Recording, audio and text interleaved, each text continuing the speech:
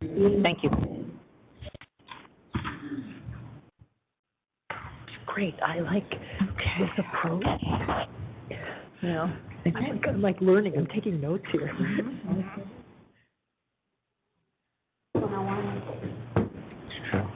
Okay. All right. I think all the board members are here, and Christina and Diana, I see Jamie. All right, cool. Just want to make sure everybody's present and accounted for. All right. If Dr. Sullivan, sorry. We are back in session for the Vet Med Board, and after lunch, and I will ask Dr. Sullivan to come back up to finish the MDC report. So I do have, during the break, I did the text for the guidance document, so I can share my screen so everybody can see it. May need to I'll blow it up. Enlarge it. Yeah, slightly. for sure. Oh, here we go. Okay, so the first change that I made was where it says this guidance provides. We already talked about that. And then I'll zoom a little bit. So we took this section here, we struck it, and then I copied and pasted the language straight from the regulation, and I added it here. And so this is a new section for animal patient medical record documentation. Dr. Sullivan, can you see that? All right.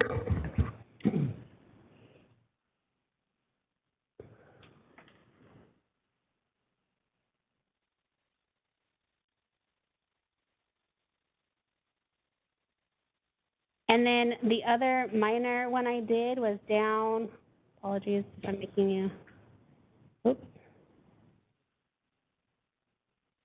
Here, it also said guidelines, so I changed it to this guidance. And that actually might go to Mrs. Lute's concern about it being used in from an ALJ or in court, because it specifically says that in the event that any portion of this guidance may be deemed at any time to conflict with any statute or regulation, the statute or regulation shall prevail. So that also gets to the concern of this being used against them when the statutes and regs don't match. So those are the edits that were discussed. Does anyone, any of the board members have comments on the edits? They look accurate to my recollection. And I'm seeing nothing from the online folks. And Dr. Sullivan, you're in concurrence with this. Okay. So then, do we need a new motion? So we had a motion in the second. We had Ms. Laredo and Dr. Bradbury did the motion in the second to approve the other amendment. So perhaps they just including this amendment as well, and then we can do public comment and then take a vote. Dr. Nolan? It was Ms. Laredo. I'm sorry, Ms. Laredo. Sorry, and Dr. Bradbury. Is this? Would you say yes? Yes, we're happy with it. Okay. All right. Thank you. So that's. Excuse me. So we have the motion on the floor with the revised document, and now we'll open it to public comment. And I will go to folks in the room, and I see none in the room coming to the. No one coming to the table. Now, moderator, would you open it to anyone online? Thank you very much. This is the moderator, and at the direction of the board, I have opened up the Q&A feature for public comment. Members of the public, if you would like to make a comment on this item, please click the Q&A icon located at the bottom right-hand corner of your WebEx screen, or use the raise hand function. I'll pause a moment to allow the public time to access that Q&A panel and submit their requests.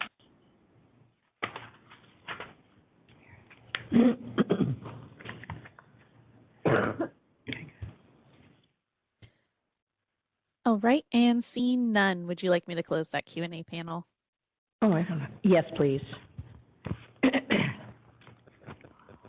All right.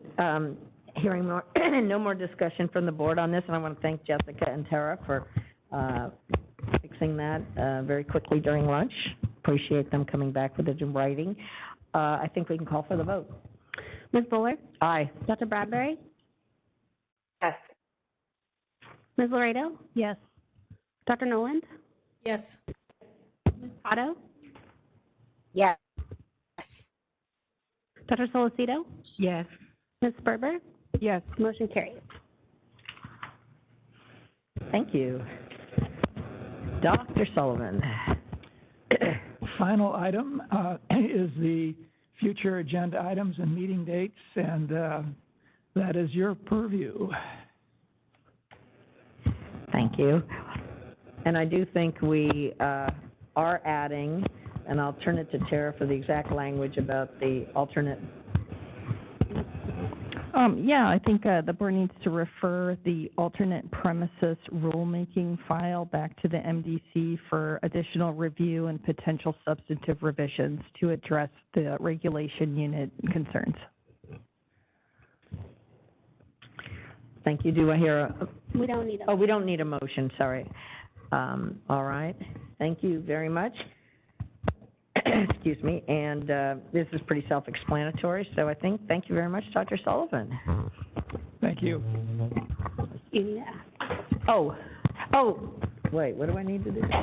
For this agenda item, to ask for public comment. Oh, I do need public comment on these. I apologize. Yeah, I'll open it to the public for comment on assignments to the MDC. And seeing no one in the room, moderator, could you open it to? This is the moderator, and at the direction of the board, I have opened up the Q&A feature for public comment. Members of the public, if you would like to make a comment on this item, please click that Q&A icon located at the bottom right-hand corner of your WebEx screen, or use the raise hand function. I'll pause a moment to allow the public time to access the Q&A panel and submit their requests.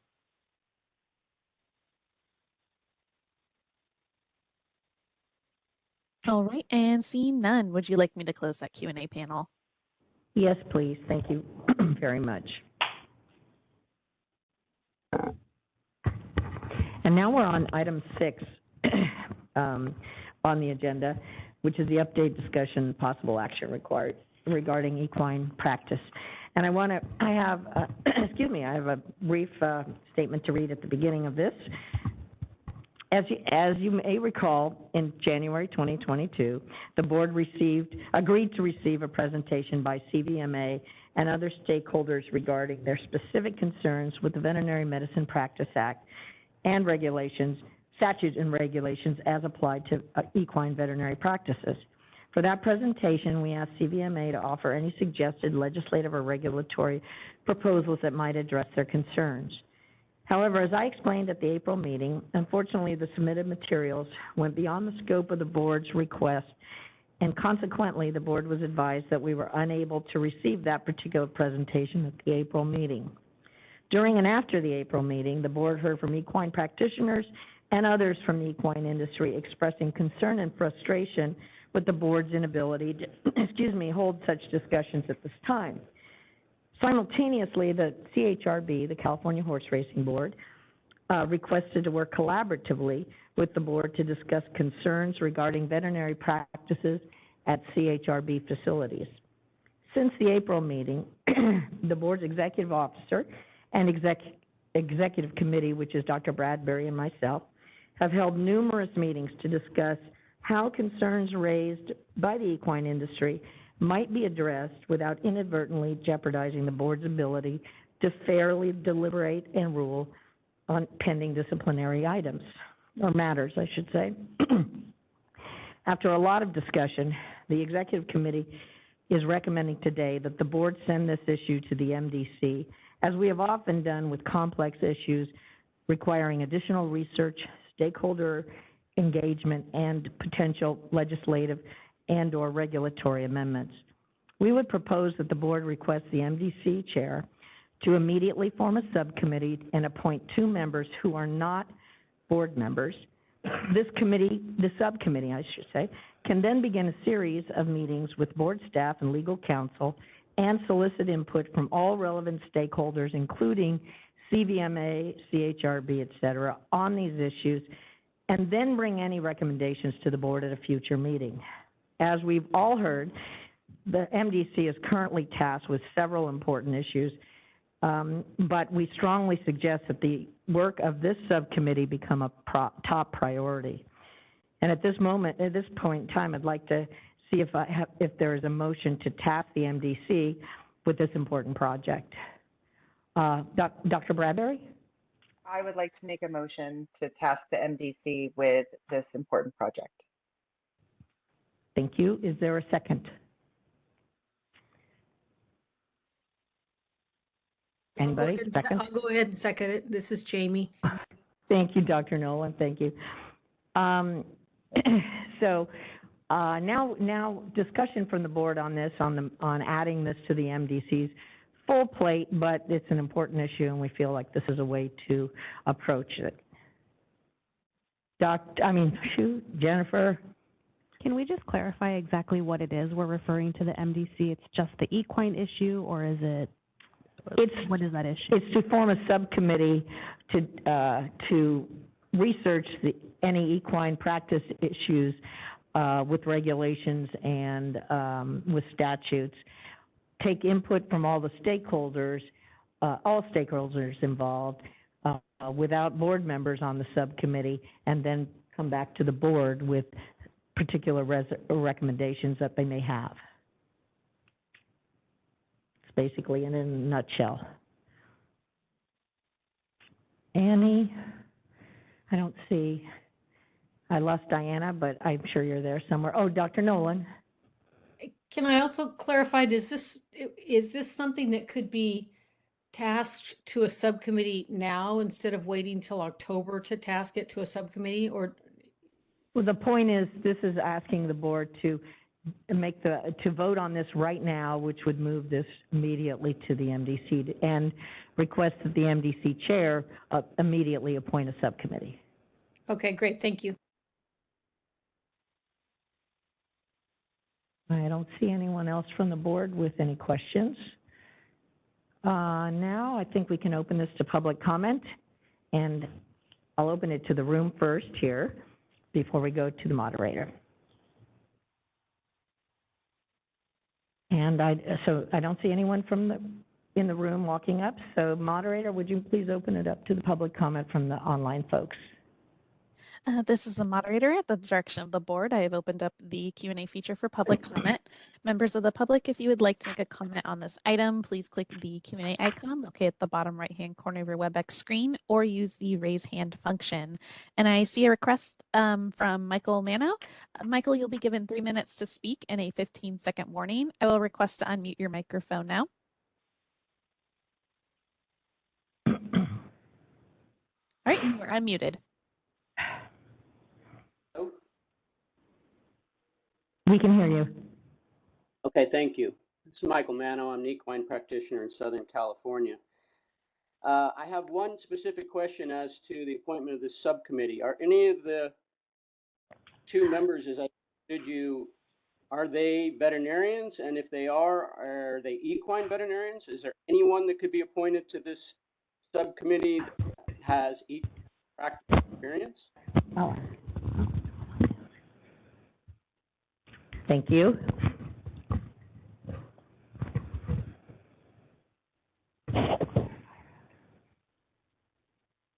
All right. This is the moderator, and it appears there are no further requests for public comment. Would you like me to close that Q&A feature? Yes, please. Thank you.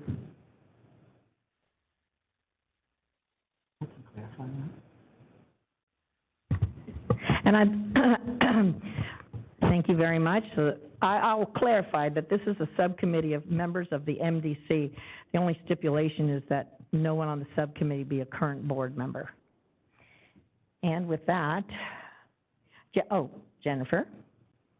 I just have a question. So is that going to be just a subcommittee with those two members, or is this something where there's going to be input from stakeholders? Because with the public comment that was just made, excluding myself and Dr. Bradbury immediately, I'm thinking of the makeup of the MDC, and I don't think there are any equine practitioners, so there would be a major need for some input from equine practitioners. So I'm just wondering how big this subcommittee would be. The goal is to work with staff, solicit input, and from the equine industry. The subcommittee has to be members of the MDC, of course, but it's open-ended. Tara.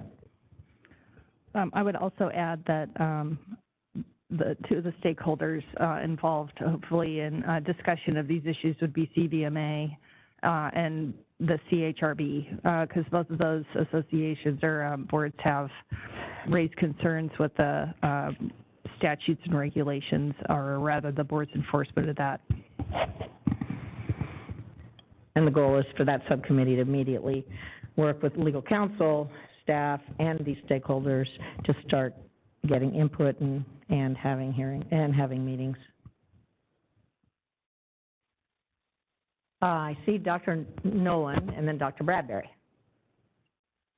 Thank you. And I would like to mention that we have had several other subcommittees of the MDC that have done a very good job reaching out to the profession, to stakeholders, and to multiple government staff entities. And I would encourage this subcommittee to do the same thing. I think the broader their reach for input, the more successful they will be.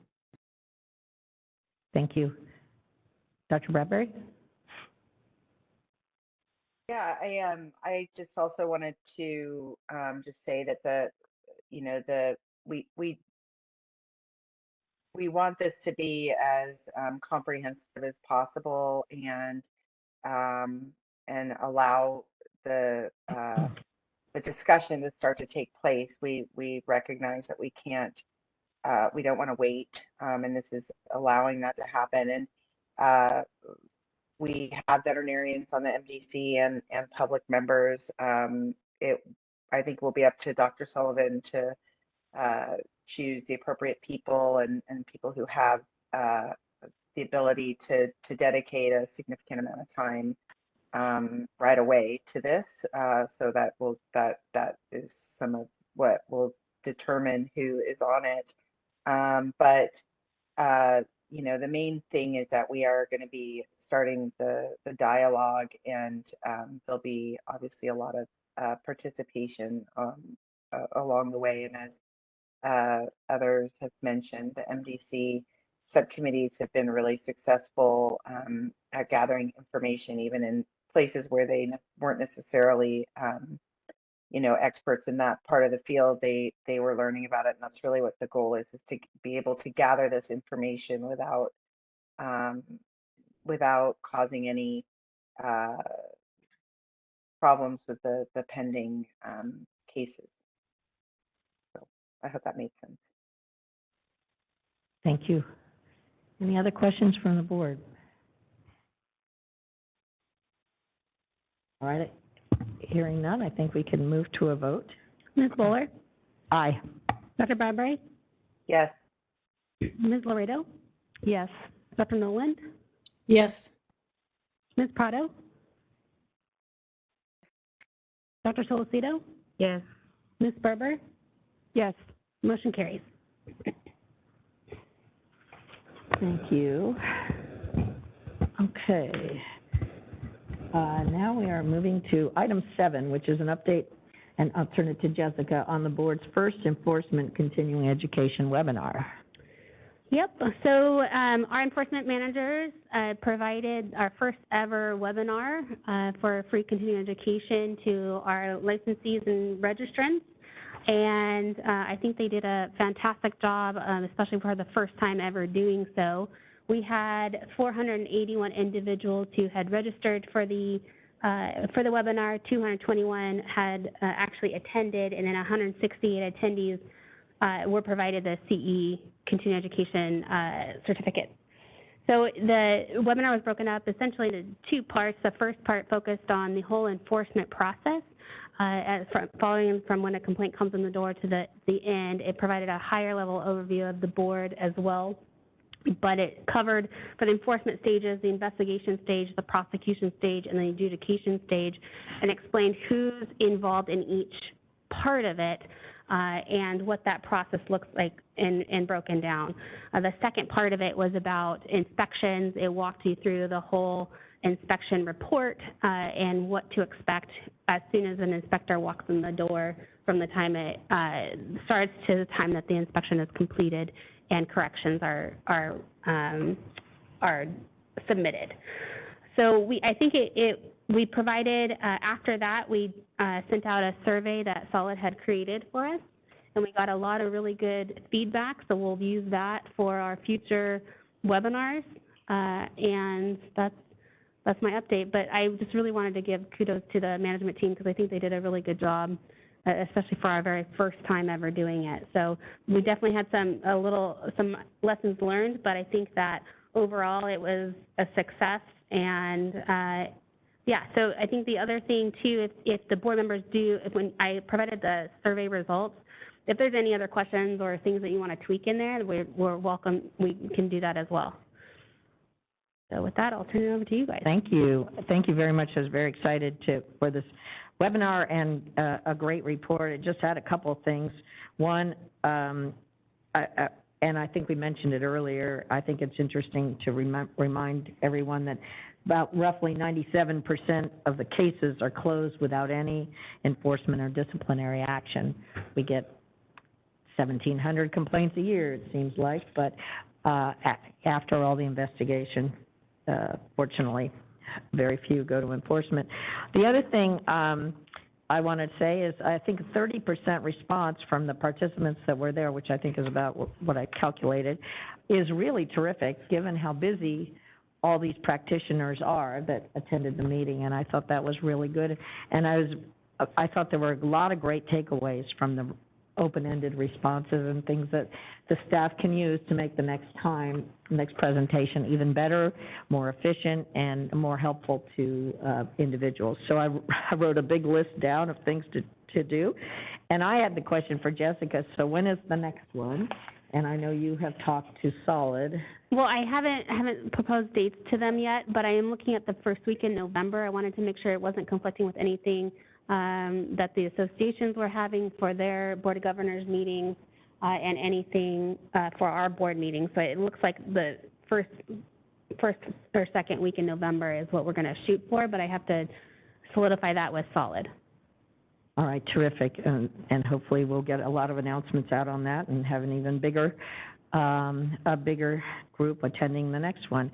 Now those are my notes on it, but turn it over to the rest of the board for other comments on this. I unfortunately did not see it. That's why I want to watch the next one. So, any board members? I see no hands. But again, thank you to the staff. That was a lot of work. It's their first time. It's a learning experience, of course, but hopefully people got out of it a lot, and from the responses, it sounds like they did. So, all right, now I guess nothing from the board, so I'll open this up to the public comment on the webinar. And I don't see anyone in the room, so all right, moderator? This is the moderator, and at the direction of the board, I've opened up the Q&A feature for public comment. Members of the public, if you would like to make a comment on this item, please click that Q&A icon located at the bottom right-hand corner of your WebEx screen, or use the raise hand function.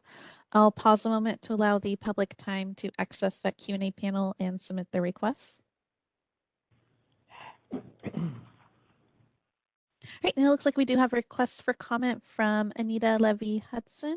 And Anita, you'll be given 3 minutes to speak and a 15-second warning. I am requesting to unmute your microphone now. Hello again. I wanted to say thank you so much for creating that webinar, and in future webinars, it's a wonderful option for our members to obtain CE and to learn more about the processes that exist, because there are so many. They're vast and they're a little bit daunting, especially if people don't have a lot of exposure.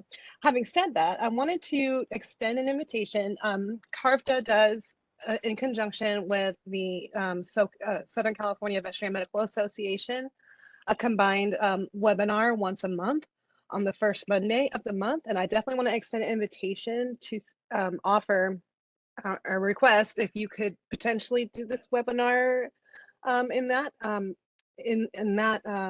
space as well, because so many members would benefit, and I'm not sure that everyone got to see it, and it would just be wonderful. Thank you.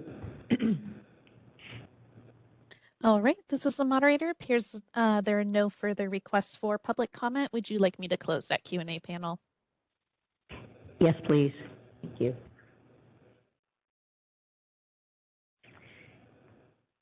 And there's no real action item on this other than to congratulate the staff and onward to improving the next one and launching the second one. I will now move on to item 8, which is our Access to Veterinary Care Task Force with Dr. Jamie Nolan and Diana Prada. Thank you. And I know that there was a document that Jessica provided, so we'll try to keep our comments brief. I think what's really important is we spend some time taking a look at what the CVMA's task force has come up with, especially related to the Veterinary Medical Board and how we can work together. Just as a real quick summary, and then I'll let Diane say also whatever she'd like to say, but just a reminder that we formed this task force about 1.5 years ago, and have had 3 meetings. One was back in October of 2021, and then January, and then the last meeting was about a week after our board meeting in April. And just to remind you also, we have had some, I think, very significant steps taken with AB 1535, which was lifting the barrier for out-of-state licensees by removing the state board exam. And I think it might be premature to really know for certain, but it sure seems like it's making a difference if you looked at the last report of licensees. But the CVMA has just finalized their task force report on this subject, and they want to share that document and talk about it with us today. We'll be looking to Dr. Miller to probably talk to us about that. I did want to mention kind of briefly what we talked about on our last meeting. We spent a lot of time with faculty and student representatives from our 2 state vet schools, Davis and Western. And it was very encouraging to me, and I'll let Diane speak to it as well, how to have good representation from both of those schools and to hear about their interest and passion about veterinary access to care. We heard both university students and our very wonderful student liaisons did provide us with some surveys that they had done of their classes and of their students at the schools. And the students, I thought that they really showed a majority really believe they understood what access to care issues are. And they also felt that it was a very important issue. They also mentioned that the expense of care, not only the expense of being able to afford to go to a veterinarian, but being able to afford transportation to a veterinarian and to be able to live in an area where there were veterinarians available. Those sorts of things were by far the most important or most prevalent issue in their minds. This also supports the findings of the Access to Care Coalition's national research work project that we have talked about many times, I think, in the past. And I did appreciate the people that there were quite a bit of participation from stakeholders as well. I know the Animal Physical Rehabilitation Coalition came and were interested in presenting their opinions about access to care, physical rehabilitation, and we appreciated that. And I noticed that in Jessica's document that she prepared for that, they do mention that I think legislation is the next step that we need to be looking at for that issue.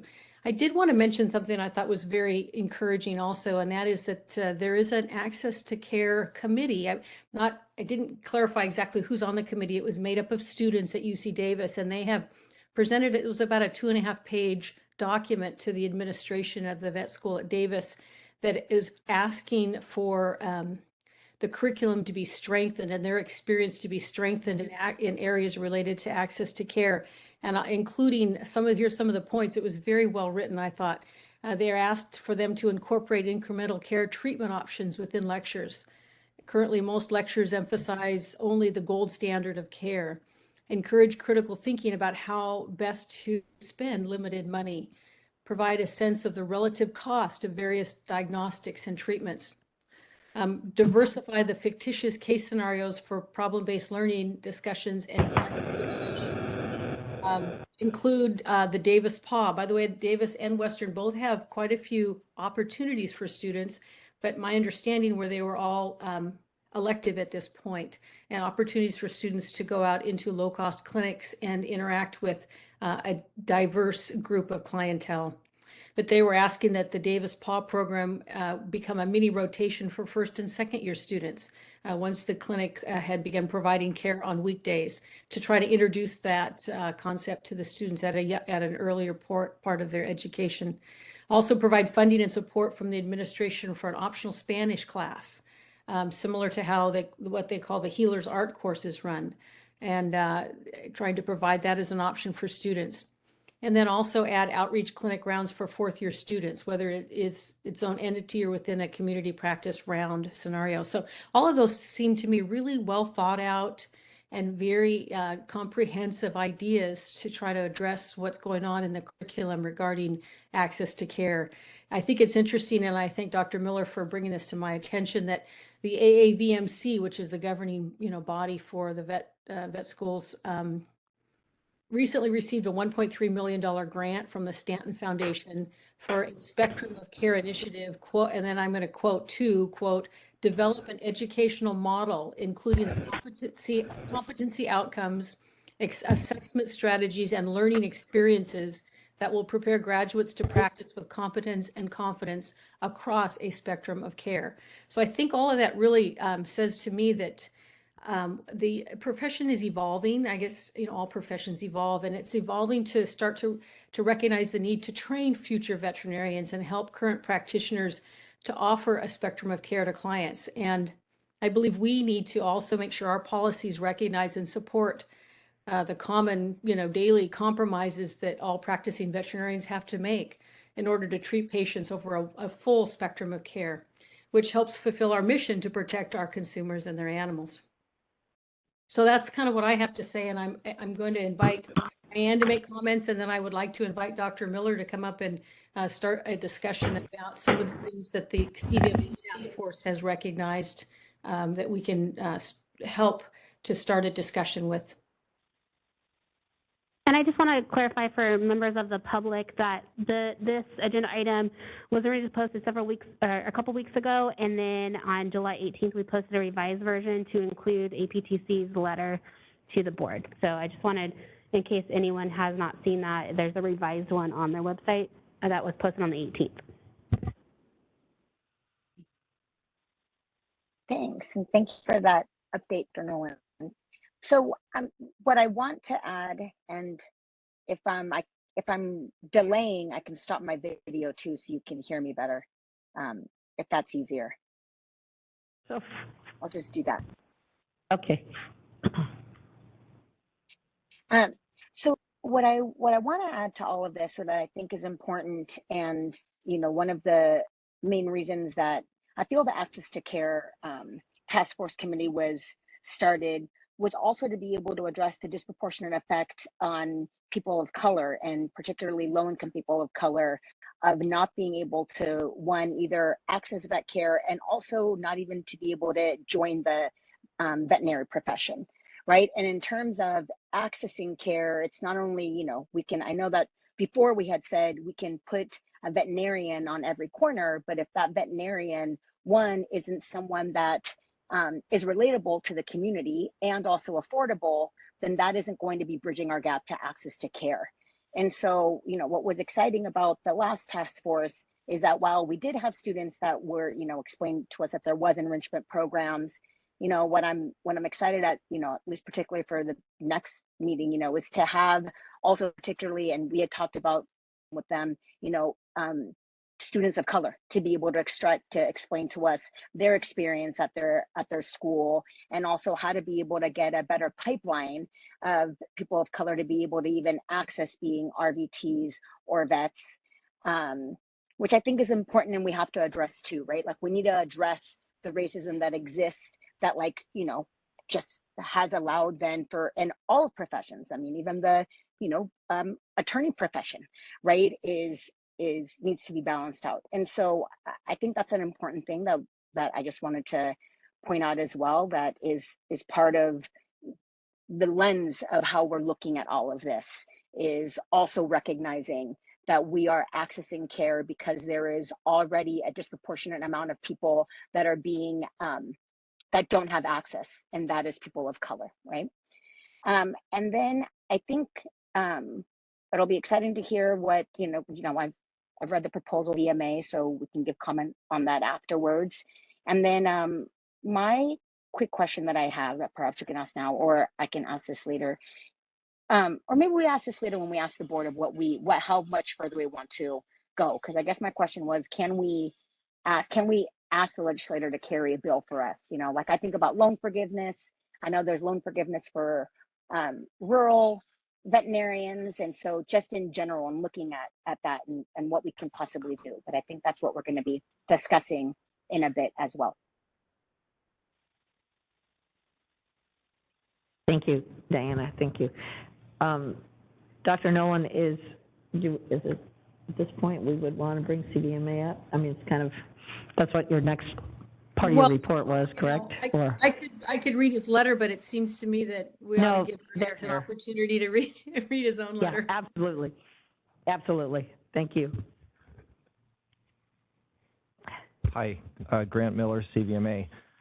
Thank you so much to the board for not only forming an Access to Veterinary Care Subcommittee, but also in receiving the CVMA's work and being willing to listen to our ideas for collaboration. Then board member Alana Yanez really, I think, got a lot of us turned into a direction to help to really highlight this very real issue. And since that occurred last year, the CVMA compiled a task force of people in the industry who really work in this area. And we were regretful that Dr. Solicito, who's actually a wealth of knowledge on this subject, was unable to be on our task force, but we are grateful that Dr. Noland was able to join as a liaison for the VMB. And we've learned a lot as we've come along with this, and we're very motivated to see what part the veterinary profession can play in addressing this real public health issue. It's a social service and public health issue. And our ideas are included in what we call our Access to Veterinary Care Possible Solutions document, which is included here following our comment letter. And specifically, we see an opportunity for potential collaboration with the board on items 1, items 3A, I, which is how to write medical record, item 5A, I, and to a lesser degree, item 2. So if you are willing, I'd like to just briefly touch on each one of those and elaborate on how we believe that the Veterinary Medical Board may be active in that space. So with item number 1 regarding incremental care, the board has already stated publicly that incremental care is acceptable in veterinary medicine, and they've acknowledged that veterinary practitioners have to make decisions based on what clients can do, what they can afford, what's possible and reasonable at the time.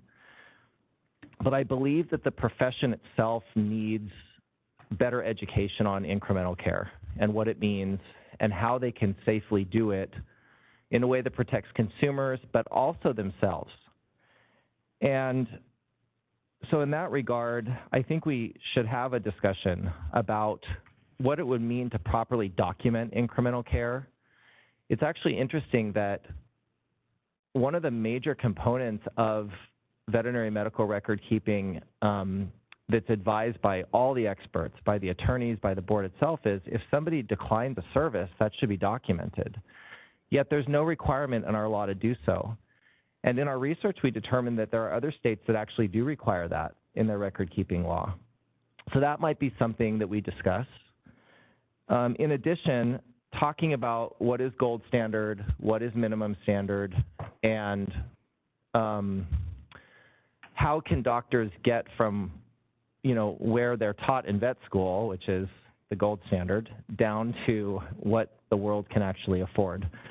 And so these are all opportunities, I think, that we can have discussions. I also think that subject matter experts at the board should be aware of these matters.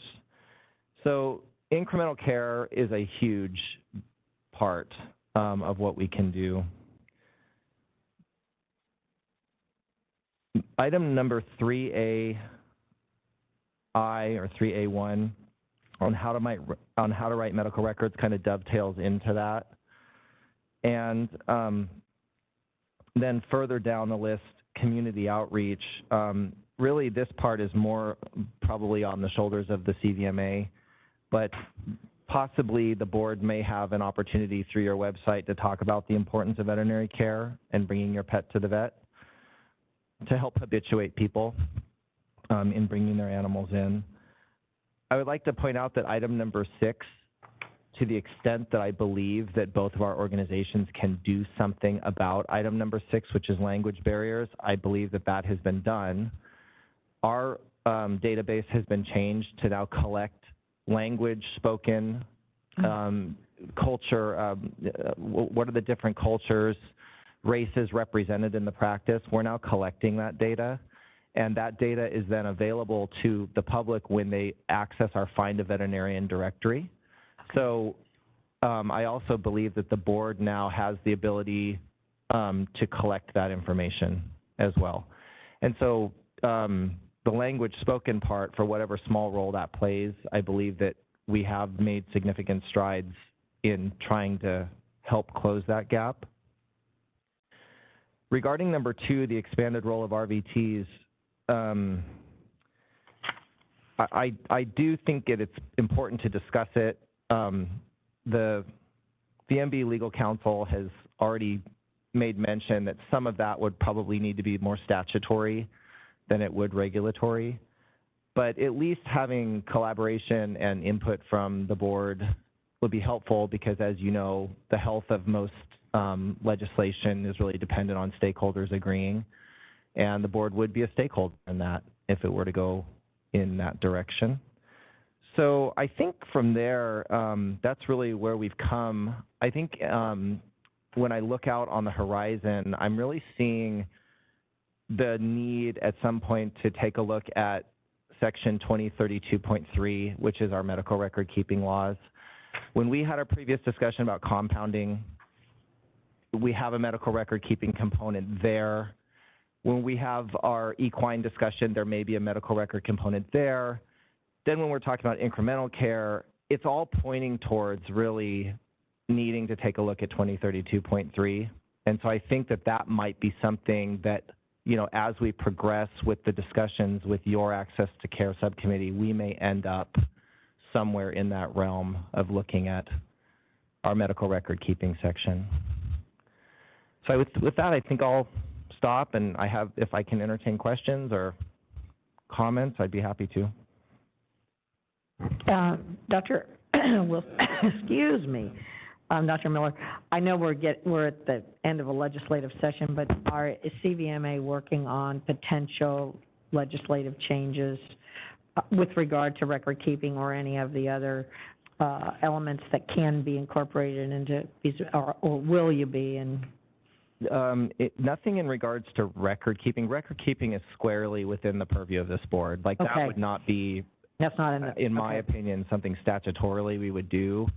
In terms of the expanded role of RVTs, we have a legislative parking lot that has all sorts of things, everything from compounding to the role of RVTs. And our board is going to meet in a vision planning session in October to prioritize what we think might be a legislative priority.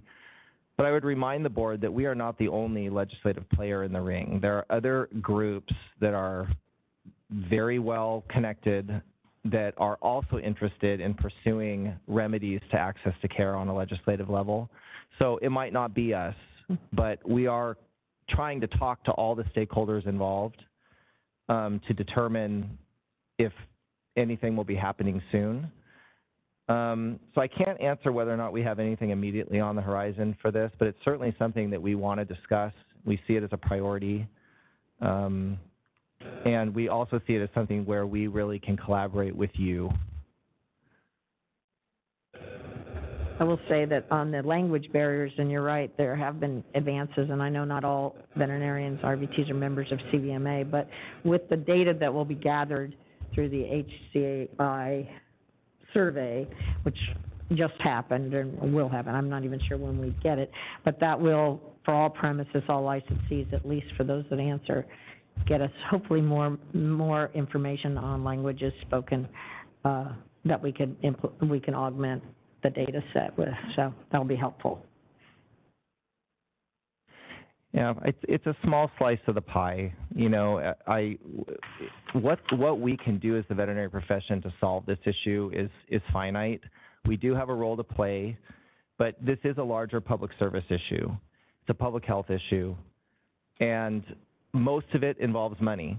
So the idea of saying, well, you know, we'll try loan forgiveness, you can put a veterinary office on every corner. 25% of our population cannot afford to walk into that veterinary office to provide care for their animals. So yes, while, you know, veterinary deserts, as they're called, can be a challenge for some rural areas, that's probably a lesser issue than the fact that the people who own these animals don't have money to pay for their care. And so, and we're talking basic care. We're talking sick animal care. We're talking wellness, vaccinations, flea control, which also have a public health implication. So it's really a public health issue. And in that regard, we may need a larger government effort to include this as part of social services.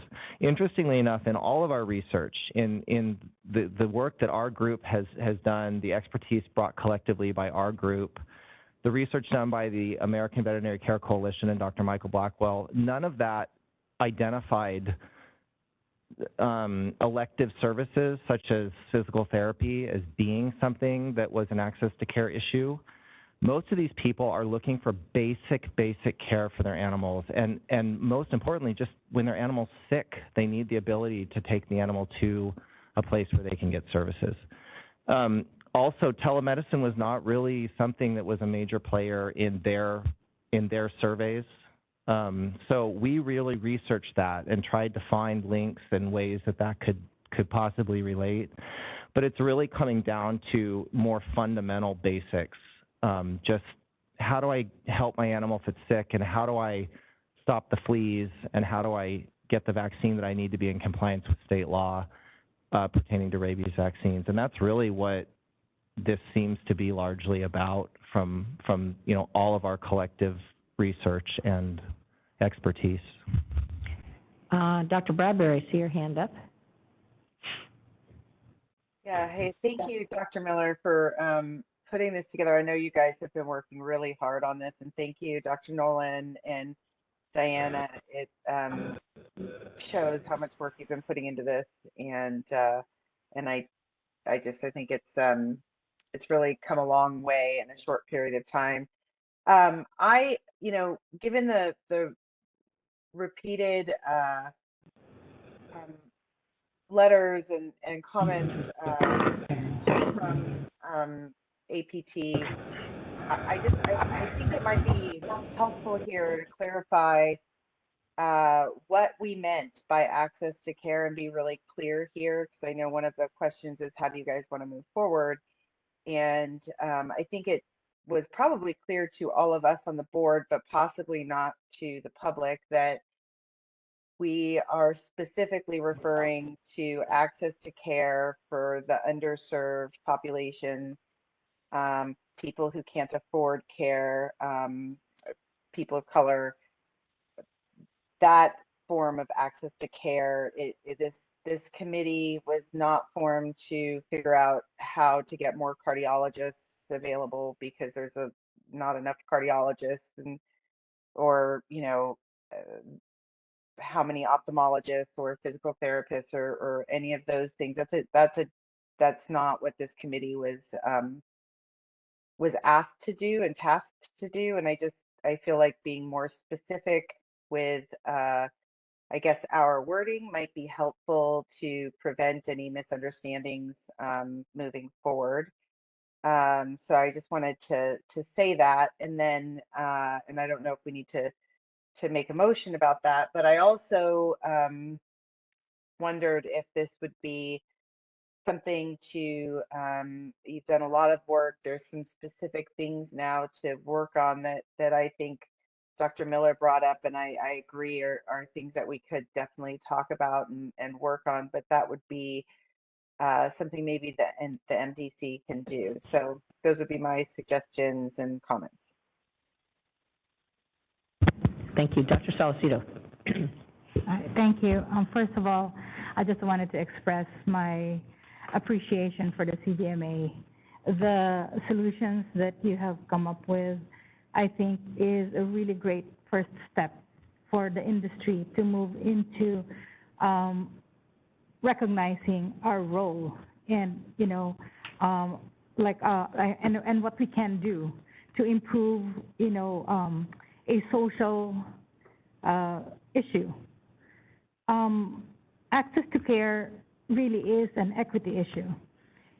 And we know that studies have shown that there are particular populations that are suffering from this access to care issues. And you are correct about it being a social service issue, it's a public health issue. And so knowing that, I think what we can do as well for the board and for CVMA, for the industry, is to really look into the systemic barriers that we have. And I think for us, it's looking into our Practice Act. Just like, you know, the mention about the medical record keeping. What are the stipulations in the Practice Act that, you know, helps, or I mean promotes these barriers, and also recognizing the services that needs to be extended to not specifically clients like the houseless population. You know, the problem of homelessness in California is worsening, and there is a significant role of pet ownership in that population. So I hope that this is also taken into consideration, you know, when we move forward with a task force and with CVMA's action. But I really just wanted to say these are really great solutions, and I wish I could help and actively participate, you know, in the process. Well, I certainly think there'll be opportunity to do so, and thank you for that. We continually had to scoop lower in our conversations because we tend to only think about our clients and those who already walk in. If they're already walking into the veterinary practice, that is not the population that we're talking about. You're already missing 25% of the pet owning population if they're inside your practice. So we had to think outside of our own box. Luckily, the folks on our task force have a lot of experience in this area. A lot of them have shelter background or are currently working in shelters. And this list was what we felt would be the deepest scoop that we could take to try to capture every one of those animals and people that need the help. So hopefully it will be inclusive enough to make some dent and some difference, but it is a long road to walk down. I do see the need for government assistance here. The aligned care model, which, by the way, I just received word that San Francisco is implementing an aligned care model in addition to Los Angeles. In fact, the Southern California Veterinary Medical Association has just concluded a meeting over our lunch break on this very subject. So there is some movement at the local level to try to implement models, but the aligned care model really removes most of the government involvement in this. It takes a private donor or a foundation to help augment or fund discounted veterinary services by participating veterinarians. I don't see that as being, it's a great idea, but to do something statewide in our state, this is very much like any other social service that would be involved for the underserved. So if you think HUD, which is housing assistance, if you think WIC, which is nutrition assistance for women with infants and children, if you think food stamps, this help that these animals need would be in that same realm. It would be in that same circle. And that's going to take, I think, a larger social service intervention. Can veterinarians be involved?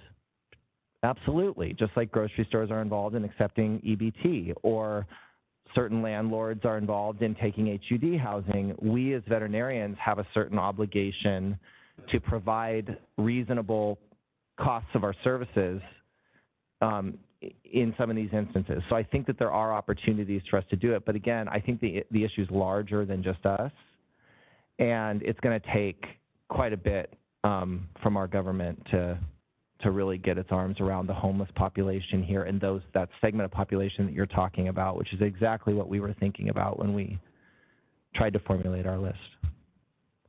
Thank you. Diana. I'm sorry, were you done?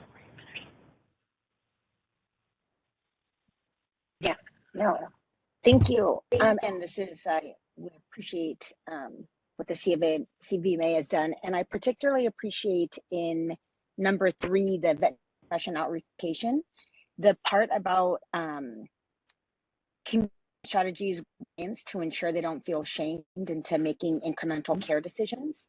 And I just want to highlight that I think that's important to be able, in terms of even discussing incremental care and reaching out, and perhaps that's something as a task force we can help do, and invite different, like, community-based organizations that have, like I think of, tenant-based organizations that have tenants with pets, right? Or just think broader populations that would be able to get input from them to be able to see, like, oh, what was your experience, in order to better serve those communities. So I appreciate that was in there, because that was recognized, and then just want to highlight that as perhaps something that we can help do in a task force meeting to get more public participation from those from the folks that we're trying to help. Yeah, thank you for that. I see that being largely something that would involve the veterinary schools, because we are taught in veterinary school to go to that gold standard. When you get out, you're very habituated to that. And, that which you learn initially is always the grain that you're going to work against just by human nature if you're trying to change later on. And so we learn that initially, and we get out, and it's like always a disappointment if we can't pursue the gold standard the way we want to in every case. Fortunately, the AAVMC, which is the Association of Veterinary Medical Colleges, has recognized that this issue of incremental care is one that students need to be aware of in their curriculum. And they actually have a grant now to pursue the implementation of incremental care education into veterinary schools across the country. And so UC Davis is actually very active in this space with Dr. Kristen Jankowski, who runs their One Health Clinic in Knights Landing. She may be a very good resource for the access to veterinary care discussions that might take place at the board in the future, because she's doing this, and she's also an instructor at Davis.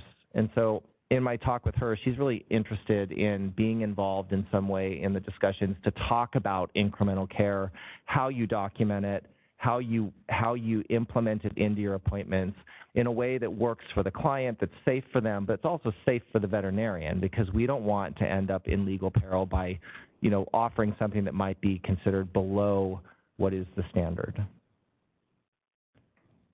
Dr. Bradbury. Yeah, I think she sounds like a great resource, Grant. I would love that to be a part of it. Somebody who's actually in the educational system already.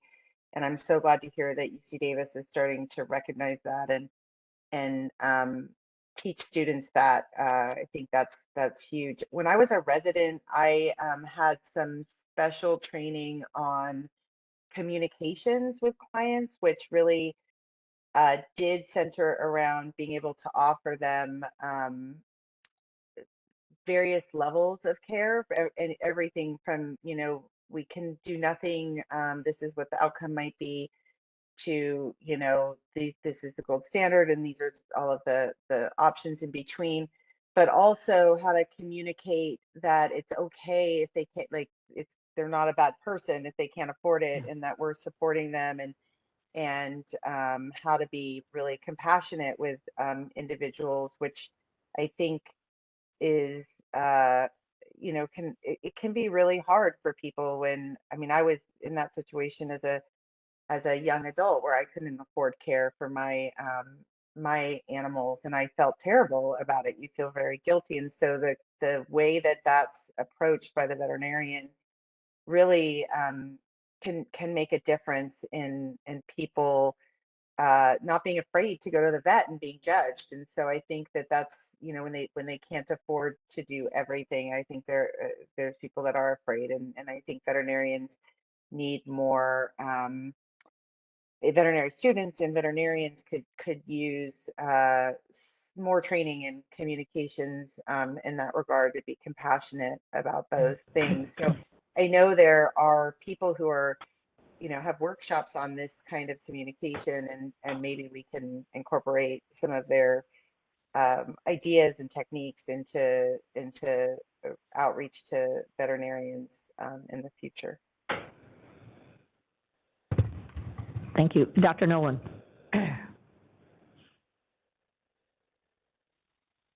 You're muted, I think. I think both of the vet schools in California are doing an excellent job of trying to provide opportunities for their students to see that spectrum of care in practice, in low-cost clinics and in actually no-cost clinics. And also, I think Western allows students to go into shelter medicine practices. But again, I think in both schools, I think it's an elective opportunity. And I think that it, at some point, like Grant had said, if it's not taught to every student, if they're not exposed to it as a part of every student's curriculum, we won't make as much progress.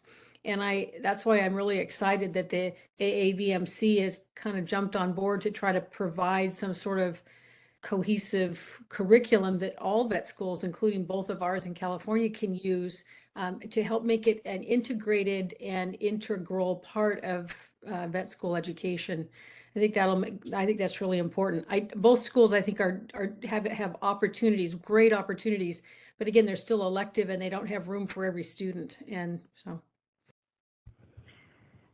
I will say, as an aside, in my role as the president of ICVA, because we have representatives from AVMC as well as some other stakeholder groups, I know in North America, at least, there's a great deal of discussion about this, applying curricula-wise, et cetera, to all schools.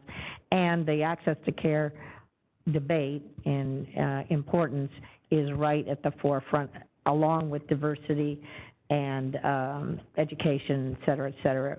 So it's moving, it's just not there yet. I have an additional comment since Dr. Miller's taking notes. I just wanted to say we really need to rethink how the term responsible pet ownership is being utilized, and promoted, because it does put some people who are just barely making it to provide the basic care, and when they go to a veterinarian and the veterinarian makes this recommendation, because again, it's the gold standard, then the term responsible pet ownership is being thrown out there. It makes the pet owner feel that that they're irresponsible. So Maria. So one thing I would just like to offer again, with regard to access to care, and I'm reviewing all of these options, which I think are really amazing. And when I think of access to care, I think about outreach and education. But I've noticed that a lot of this is focused on distribution at local public events, agencies, different places in which a person might have access to this information. There's a whole population of people who are not attending public events. They are not going to any of these social service agencies in which they might receive information about pet care. So there's sort of this gap of awareness. So you're talking about a population of people who do not use TikTok, who do not ever check their Instagram, who don't have electricity, who are not going to the rodeo. They're not doing any of these things. So I think one of the most important things we can think about is like, how do you reach that population of people? You know, I can only imagine, we've seen, you know, our homeless populations, they you know, if they get into the shelter, if they're so lucky to actually get into a shelter, there are numerous reasons why that does not happen. How do we reach them? Because if their pet is sick, how would they even know to go to a clinic? I mean, I guess that's my concern here, is that somehow the population of people who we're talking about really are not going to be in the places in which we would educate them or give them information. So I don't know how we solve that, but I think that's something we need to think about. Yeah, it's how low can you scoop, you know, and it's a very good point and very well taken. I think that the One Health concept, in which you have, for instance, the Knights Landing pilot project that is done by UC Davis, has combined human medical services and veterinary services under one roof, because it's services for the whole family. I think that those are really key areas, better than a fair, better than, I agree. You know, those are areas where we really need to try to reach in. I just feel like there needs to be a social service I agree. coordination of this. But you're right. There are some people that they're very hard to reach. How do you figure that out? And it's a learning process for us too. You know, the CVMA is, you know, trying to educate itself, but we learn every day on how this will work. And in that regard, this solutions document is a living document. And these solutions are something that is part of an ongoing commitment. So we don't have a specific timeline. We don't have specific resources to say, okay, we're going to do this now. We're looking for opportunities to work towards this, and it's a priority of our organization. But it will change as time goes on, as we learn more, but that is a very, very good point. Well, I think we need to crosswalk with the public health. I mean, I just see this as it has to be joined in some way if we're really going to reach. That's what our government does. Right. Right. But I know that providing access to care for humans is incredibly difficult. It's a conversation that has been going on for, I don't even know, decades. So, you know, we struggle at the human level. And I know humans that would choose to take their pet to get care before they actually get care for themselves. Right.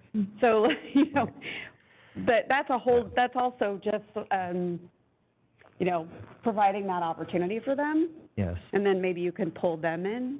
Like it could probably work both ways. Yeah, I think there will be opportunities, but I agree, like the veterinary profession itself and the board for that matter, the role that we have the ability to play is a smaller role. It's pivotal. Right. But really, this is a public health social service issue. But an example to bring it back to the board, you know, just a couple of years ago, this board was entertaining the idea of making dental radiographs mandatory for dental work on animals. Right. And the Multidisciplinary Advisory Committee took a look at it and said, no, that's not commensurate with a minimum standard. We're not going to do that.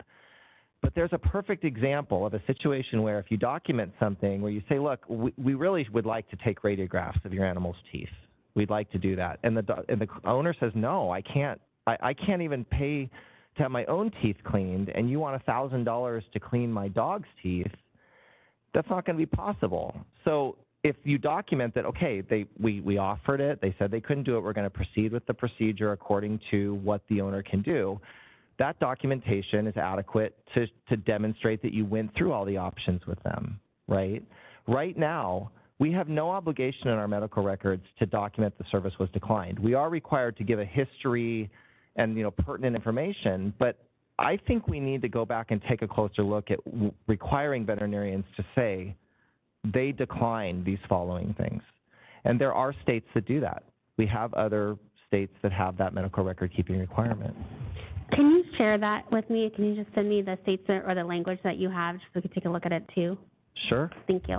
Be happy to. And I will say, I guess it's a practice by practice situation because many more vets are now doing the declination letters for blood work or whatever that you declined prior to something. So at least the ones I've worked with. And so I guess it happens. So an AMA form, an against medical advice form, is a shaming that it oh, okay. Yes. And so if I say, look, your dog needs blood work before anesthesia, and they say I can't afford it, I would want an AMA form because there's a high risk there, right? But that's the kind of stuff where I think Dr. Bradbury's comments were really valuable, that you have to be how it's explained and aware. Yeah. And so if it's documented in the record that we had this conversation, I would hope that the board could come, if there's something in our law that says you have to document what's declined, then that would justify the veterinarian just writing down that they declined that and not, pulling out the litany of forms telling the person, you're doing this, Right. Right. All right. Got it. Any more? I thank CVMA for your report on your task force, and also Dr. Nolan. I'll call her next for the report on our task force, the parallel. It's a clearly huge issue that we're beginning to tackle, and we're going to need a lot more stakeholders. Dr. Nolan. Well, I was just thinking, as Maria was talking, that a lot of what's actually going well in the issue of access to care is grassroots local efforts. And I know just here in our locality, we have a service where we go out every other week to the human homeless shelter, but we've learned that if we pick dates to go when the portable shower unit comes by that's provided by the county services, then we have a lot better coverage, because the clientele really like the fact that they can come and take care of themselves, but then they can also bring their pet and take care of their pet. And I mean, it's been a win-win, and we learn that kind of by trial and error. And I'll bet you that a lot of localities are doing things that they have learned by trial and error, how to do things right. And perhaps we do need to have some sort of provide some sort of a platform to share those ideas, because I really believe that a lot of the good that's happening is happening in not a statewide level, but but a local level. Okay.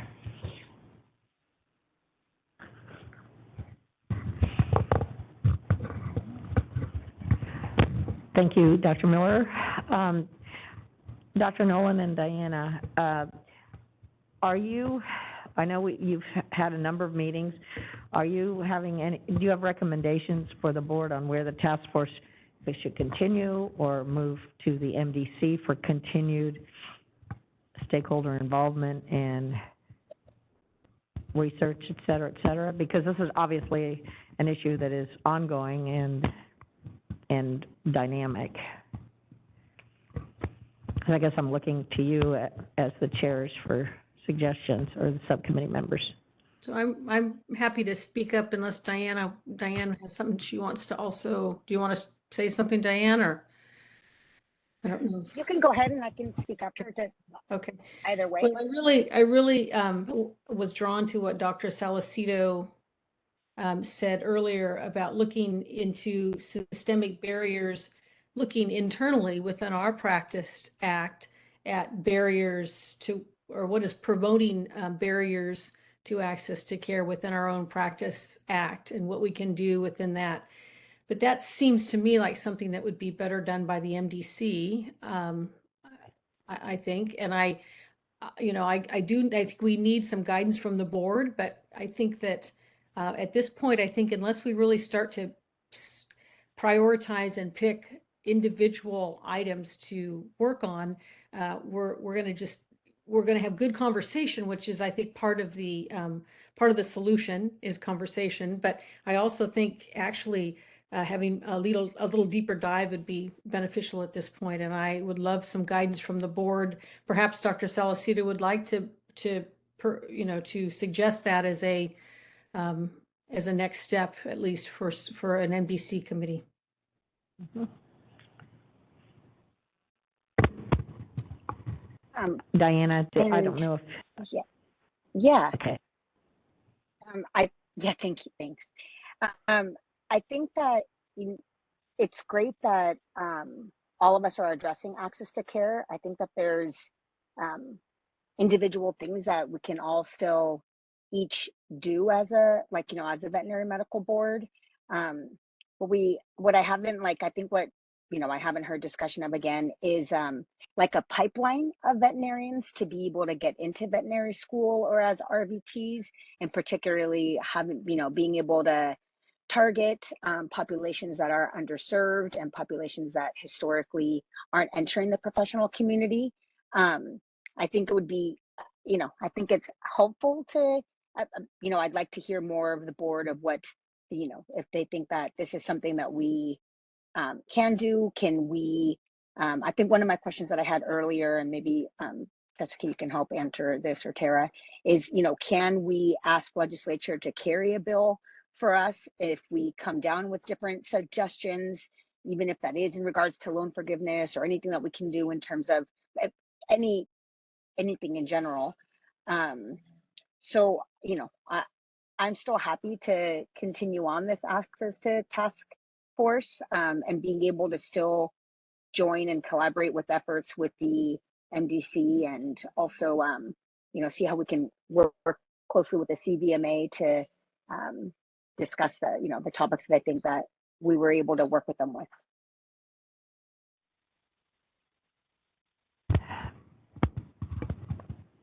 Go ahead, Jessica, and I have. So your question regarding whether or not the board can ask the legislature for legislation, yes.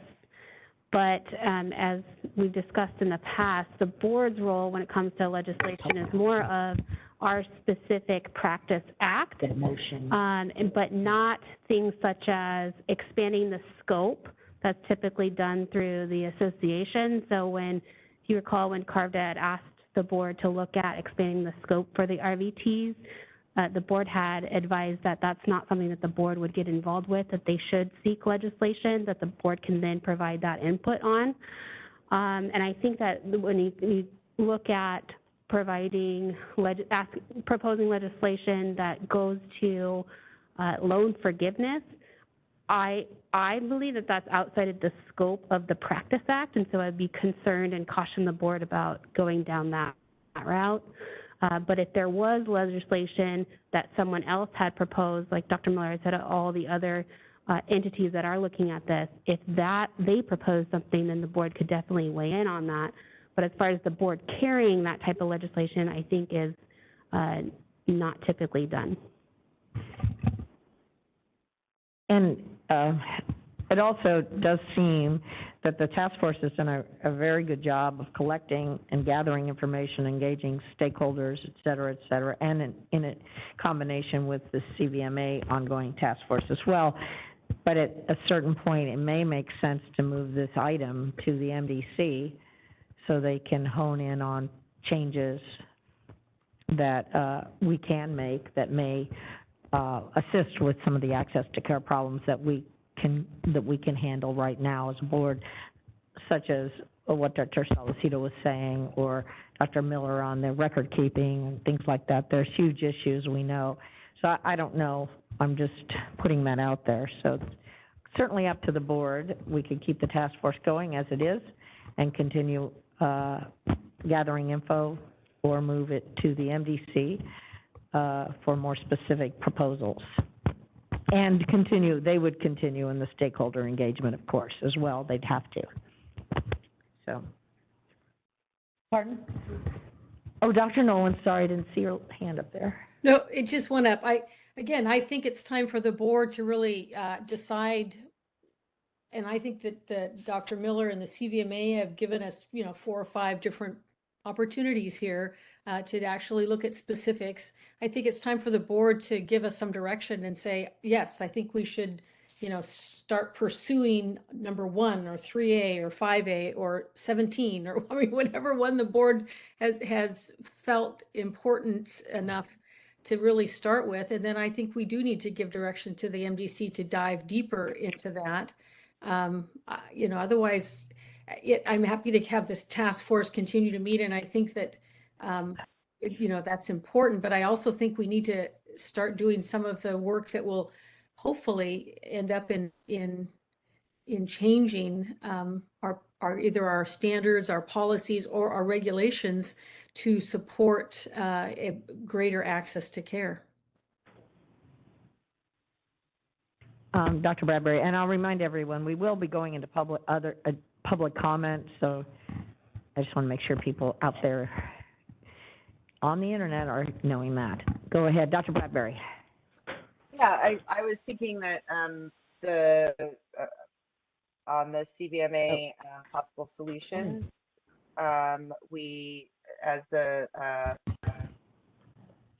subcommittee that I'm on that deals with expert witness subject matter experts, we could, you know, make sure to include that in some of our how we look at things for case reviews and in upcoming training. So that would be like one B and C, at least what we can do as the as my subcommittee. And I personally would like to maybe form two subcommittees, one being the record keeping and one being what Dr. Salacito was talking about. So that would be my that's how I would like to proceed, was to maybe separate these out into several chunks and then make maybe two different MDC subcommittees that are looking at the various aspects. Dr. Bradbury, was that a motion or in general motion, or? Yes, that's a motion to send this to the MDC with the looking at the 2032.3 and starting a deep dive into that. That's regarding record keeping. I'll keep that motion simple and leave it there.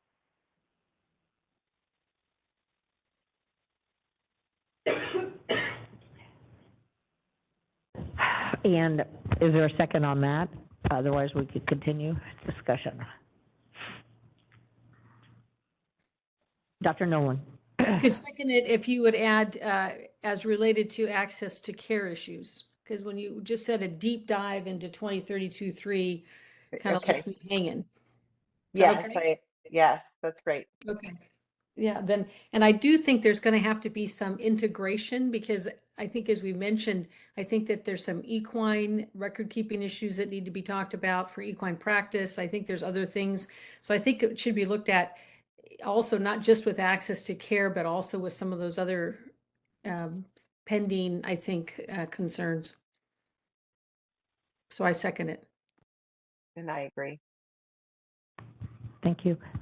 Any comments from board members here? Or Diana? I'm seeing. Yeah, I have a comment. So this is just for them, for now, the access to the care task force to be sent to the MDC and only specifically look at record keeping. And so my only concern is that I'm not quite sure, as I stated earlier, if you know, this is addressing you know, the disproportionate effect that lacking of being able to access to care for people of color, like, I feel like we just like overlooked that. Can I just say that this is just one motion? I think we're going to need a couple for this whole discussion. Yeah, this is just because I felt like we had to kind of chunk it out into a couple different things. So this would be just this one thing. I agree with you, Diana. Got it. Perfect. Thanks. Thank you. And I actually thought it was on access to care generally with some specifics enumerated, but so I'm glad you clarified that, Dr. Bradbury. Dr. Salcedo. Yeah, so I know this is a huge task, but I think that since the CVMA had created a really good kind of like template, you know, for us to follow, would it be possible for the task force to look into these possible solutions and create like a priority list of what can be addressed and can be transferred to the MDC to work on, so that we're not just picking and choosing which ones, but it's according to a priority list. And then we can have like a timeline as to after, you know, a couple of months or after, yeah, then we move on to the next items. That's a good question. Dr. Nolan, as far as we'd be looking to you and Diana to prioritize things for the MDC. Sure, and that's exactly the kind of input that I think we're looking at from the board is what do you want us to do next? You know, I think the task force was developed or appointed based on the board's desire, and I think we need more guidance at this point. And I think both Dr. Bradbury and Dr. Salacito's input are very helpful.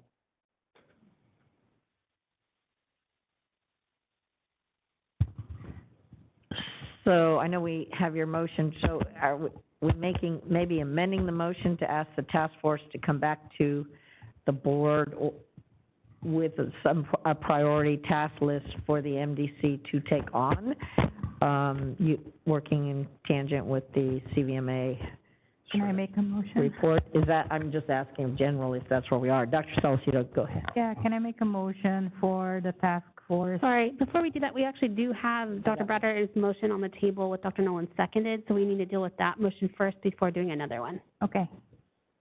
Or we can modify. We can modify that. We could modify the initial motion too, but I'm not. Probably Dr. Bradbury here. So can we combine all of that in one? I don't want it to be really messy, and I'm just trying to move it forward, and I think both things are important. So I didn't know if I think that starting the record keeping, you know, to look at that's a very clear sort of thing that, like Dr. Nolan said, has some crossover and some other topics that we've been talking about as well. So I think that that's a perfect thing for, we know, the MDC to do. But would we prefer to wait until the next meeting and have the access to care committee, subcommittee, give us what they think their priorities are? Because that just seemed to me was the kind of the easiest one to put words to. But maybe we wait until they come back with the priority list, like Dr. Salacito suggested, before sending it to the MDC at all. So I'm happy to hear your guys' thoughts on that, and then I could withdraw the motion if we think it's better to do it the other way. Jessica. So what you could do is, because CMA's input provides a clear roadmap of what they believe the board could do, you could just send this whole thing to the MDC and have the chair work on trying to figure out what we can do first and prioritize what the MDC is able to address.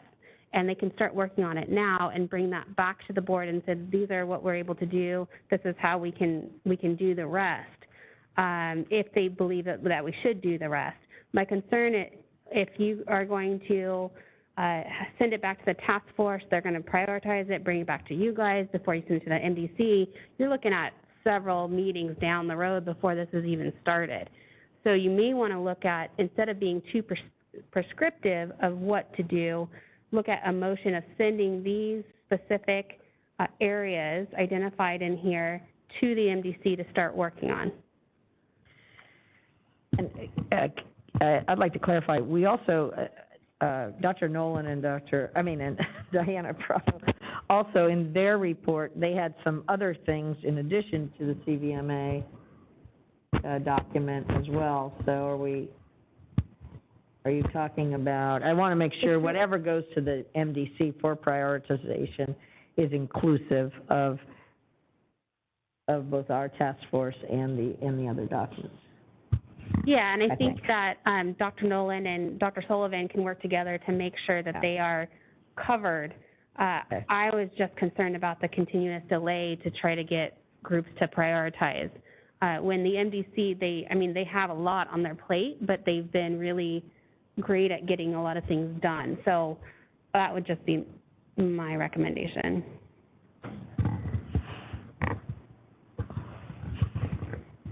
I think that makes sense. Actually, I think the MDC, because so many things are interrelated, as we've talked about, is a good place for this continued work, it seems like. Dr. Nolan. Well, I like the idea of having something specific sent to the MDC, like the record keeping, but I'm perfectly happy, and I know Diane would be too, to actually step back and prioritize. And also, I'm really enamored with Dr. Salacito's idea of looking at the Practice Act and going through it, you know, page by page, and just maybe Diane would be willing to do that with me, and we can actually bring that back to the board as well, or do some of that footwork and come back and say, here are some other areas of the Practice Act. Again, using the lens of the public that maybe can't even afford to walk into the veterinary clinic, the public that has a hard time paying for even the very basic care items. So I think that would be very helpful too.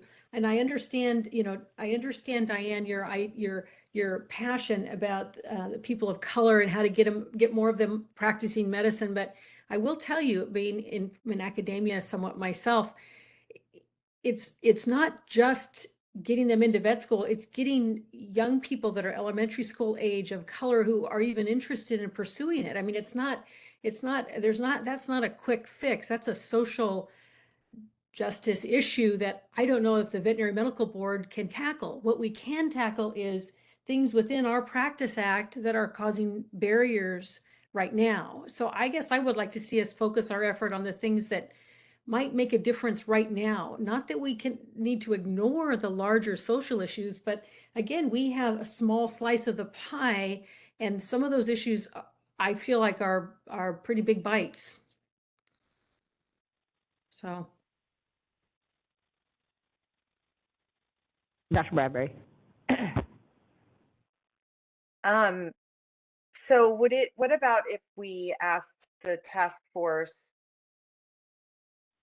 to come up with those priorities between now and the next meeting and provide those to the MDC before the next meeting? Do we have to wait till the next meeting for them to provide that to the MDC, and we can already, you know, have it sent to the MDC, but then you guys kind of have a closing statement of what, after, you know, like a summary of these are the things we found after this meeting, and then send that package to Dr. Sullivan, with Dr. Nolan being able to, you know, be a liaison in the mid, you know, while that's being transferred over, and then it can be at least started to be, you know, tasked out, so we're not waiting for the next meeting to get that done. I think, can we do both? Tara. I'm concerned about clarification. The MDC needs real clear instructions as to what their tasks are. And when I look at this list from CDMA, I see incremental care, educate veterinarians about incremental care and the importance of documenting declined services. Is that, so if you send that to the MDC, are they creating FAQs?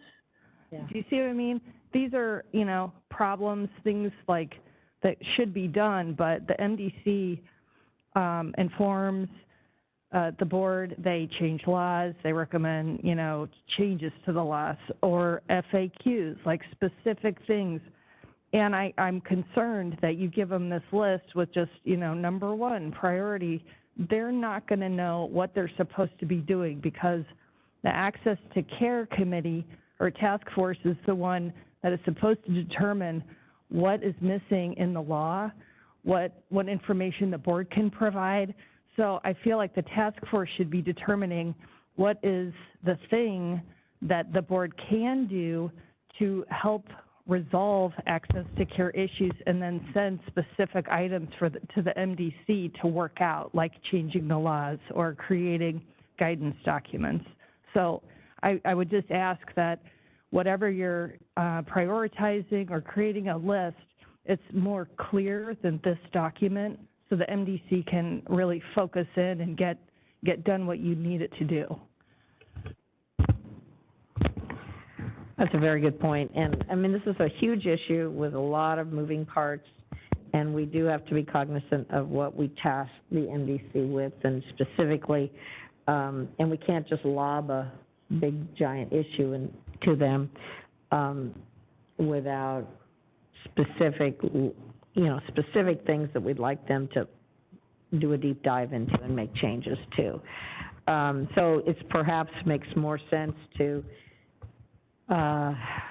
continue the task force if we wanted to put a specific record keeping to them now, and have the task force come back prior to the next meeting, working with the MDC chair to itemize some other areas that the MDC could take on.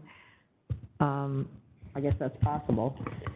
I think what Dr. Bradbury was suggesting would cover all of that, because it was having the task force prioritize it. They can be specific on what they believe the MDC can do and work with the MDC to start looking at it now rather than having to wait for another meeting to bring it back, and so they can try to address it and then have some actual items for the board sooner rather than later.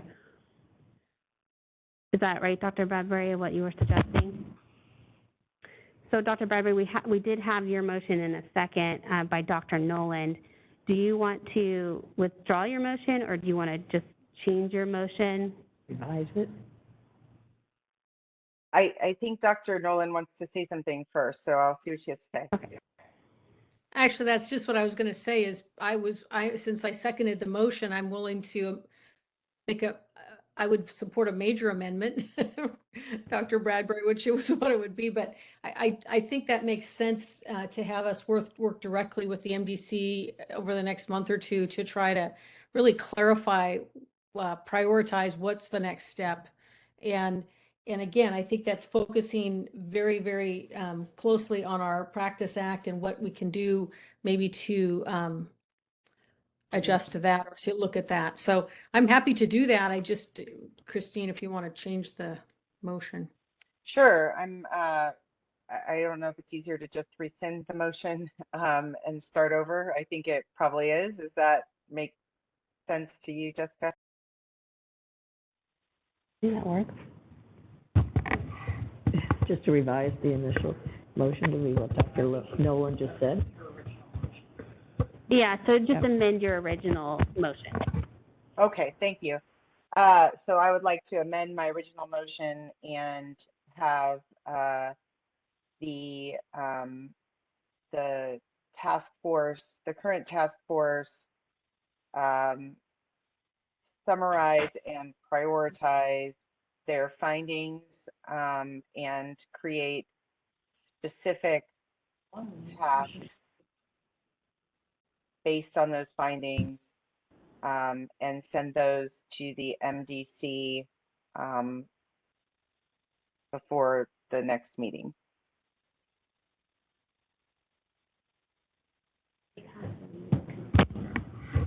And was it Dr. Nolan who seconded your original motion? Do you want to second the revised motion? Could we add, so I'm going to read that back to you, Dr. Bradbury. To have the task force summarize and prioritize findings and create specific tasks to submit to the MDC before the next meeting. Do you want to quantify that at all? Because before the next meeting is going to be, the next meeting is in 3 months. So do you want to shorten that timeline? Number two, do you want to have us prioritize the top 2 tasks? Because I don't know if giving the MDC 5 tasks or 10 tasks makes any sense. Do you want to say 1 or 2, and also do you want to include with consultation of the MDC so that they can help clarify the tasks? Yes. Okay. So, yeah, so maybe within 1.5 months. Okay. Have to prioritize, I think, top 2. Top 2, okay. And what was the last point you had? And to work in concert or yes. in I'd like to consultation add with that. the MDC. Okay. Yes. Thank you. Okay. I'd like to second that motion. Thank you. And Tara, do you have the revised? Or do you? Written down? No, I don't have it. Yeah, I didn't. Do you have it written down, Jamie? Can you read it? Yeah, you want me to say that again? Yes. So, Yeah, Dr. Nolan, if you could just repeat it for everyone. Thank you. I can try. So the motion is to direct the task force to summarize and prioritize findings within the next 45 days in consult with the MDC, I guess, chairman, right? Yeah. Okay. Yeah.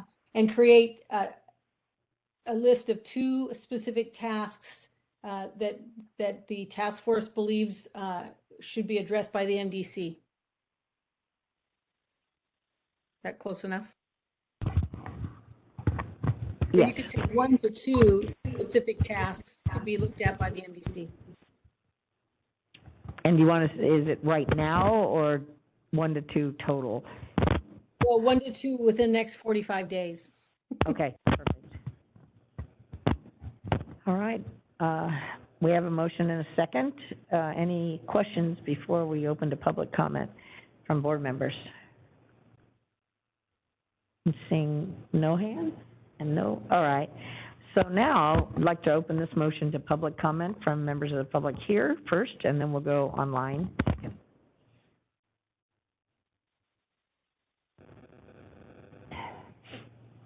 Good afternoon.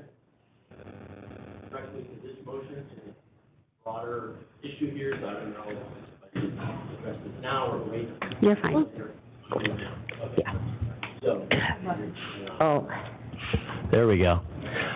So Ken Pulowski with CVMA and also a practice owner. In concerns for the whole incremental care issue, I wanted to address that. As a practice owner and having 13 vets, I can tell you there's a very great lack of understanding between minimum care, standard of care, gold standard, and our vets, particularly the newer vets, are terrified of losing their license. And half of the practice they do is CYA because they're worried about the big bad board coming after them. And we're constantly trying to tell them, that's not going to happen, just practice medicine. Just do what the pet needs. But they don't understand, they're concerned. I don't know where this is coming from. I don't know if it's happening in the schools that they're being told all of this, but there is a concern that as we try to provide some lower levels because that's what can be afforded or that's what they can do, that they're somehow going to get in trouble for that. So the board needs to understand that, and that goes to enforcement. And so as we look through and work through all of these things, that needs to be understood and recognized because, like I said, we've got the new vets, and that's all they're worried about. They're constantly worried about, I need to get an AMA signed. And it's like, just document it and practice medicine. Thank you. Grant Miller, CVMA. I don't know if the task force, when they do this work over the course of the next month and a half, whether or not there'll be any opportunity for stakeholder input there. I know they're considering other solutions beyond the CVMA's document, but I'd like to mention that I think that while there could be some opportunity for regulatory amendments, such as our record keeping, I think that the board's last enforcement webinar was a really good demonstration of not only how much we need that type of guidance. You had 410 registrants. That's big. I mean, we do webinars all the time and don't get that kind of draw. And I think that the task force may want to consider, beyond just the regulatory component and going through the Practice Act, maybe also considering the possibility of the board doing a similar type presentation on record keeping and on successful strategies for record keeping, because clearly our profession is not totally familiar with that, right? Since most practitioners have record keeping issues. I think that there could be a real opportunity there, and that might not take a major MDC effort. That might be something where when you plan your next webinar, maybe the webinars focus more on that, and you could create more of a series of webinars to help guide practitioners. Thank you. Jessica? Oh, no. Well, I was going to say, I do think as well a separate webinar, and it might be a much shorter webinar, but still have more training on the difference between minimum standard, standard of care, because those are two different things that are oftentimes used synonymously, and they're not. So minimum standard versus standard of care versus the gold standard, and create a webinar around that as well. I think that'll help not only our licensees, but also our subject matter experts too. Thank you. I see no one else in the room, so I'd like that moderator, if you could open it up to the public for public comment on the access to care. Sorry. Direction of the board, I've opened up the Q&A feature for public comment. Members of the public, if you would like to make a comment on this item, please click that Q&A icon located at the bottom right-hand corner of your WebEx screen, or use the raise hand function. And it looks like we have a request from Bonnie Lutz. Bonnie, you'll be given 3 minutes to speak and a 15-second warning. I am unmuting your microphone now.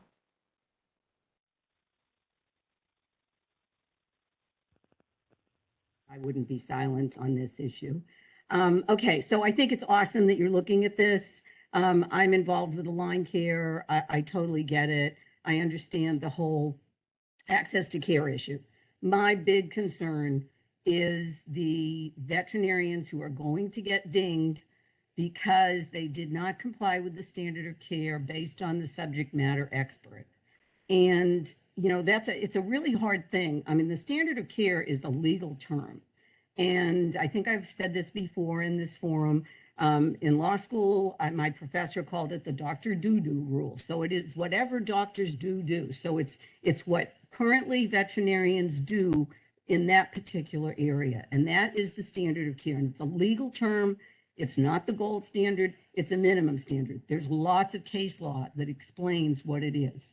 My concern is that your subject matter experts are not always on the same page with the standard of care. And if we start looking at incremental care, I can guarantee you that my clients are going to get in trouble because they're going to be dinged for negligence when they're just trying to provide what's the minimum standard of care, which is all they're required to provide. And so I think one of the biggest components here is training the subject matter experts. I had a hearing that I did about 6 months ago. Your subject matter expert was off the charts with the gold standard that she was applying in the case. And we finally actually just gave up and settled and paid the citation because it wasn't even worth trying to deal with her. The other problem we have is that the deputy attorney generals, they're not going to understand whether, you know, they're going to hire experts that are looking at the gold standard, not the minimum standard. And I don't want to be in a hearing either with an administrative law judge that doesn't understand that the vet board is looking to access of care. So it's a bigger problem than just record keeping. Now, as far as the owner declined, all the vets started doing that because if it isn't written in the record, then the board finds that the vet was negligent. So if the vet has the ability to say, offered x-rays, owner declined, that's our defense is, well, we tried to get the client to do x-rays and the owner declined that. Now, I agree, and I don't like AMAs. There is a person out there who does a lot of speaking to veterinarians. He pushes AMAs. I don't like AMAs. Number one, the judges don't always uphold them because they don't like clients giving up on their rights. 15 seconds. Oh, sorry. Okay, I have so much more to say. But anyway, I will just try to conclude with, please look at the subject matter expert issue. I completely agree with what Dr. Pawlowski said and what Dr. Grant is saying, but you can do all you want. And at the end of the day, if your experts are saying that my clients are negligent because they didn't do X, Y, and Z, I'm still going to be faced with the same issue in the defense. Thanks. Thank you. All right, this is the moderator. Appears there are no further requests for public comment. Would you like me to close that Q&A panel? Yes, please. Thank you very much. Okay, any more discussion from board members before we move to a vote? Think not. All right, Jessica, you called.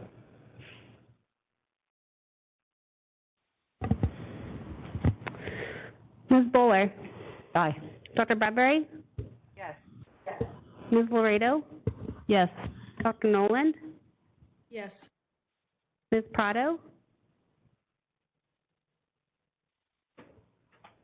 Yes. Dr. Yes. Solocito? Yes. Ms. Berber? Yes. Motion carries. Thank you, and thank you for the excellent report on a huge subject. Yes, so we're gonna take a quick 10-minute break till 3 o'clock, and then we'll come back with our wellness, it's the Wellness Evaluation Committee, what do you call it, interviews, which is number 9. I guess I can't touch this. Okay, sorry about that. So I'm gonna start with you, and then wellness. Yeah. Okay, so do you have your questions? Or- Okay, cool. Because I'll just.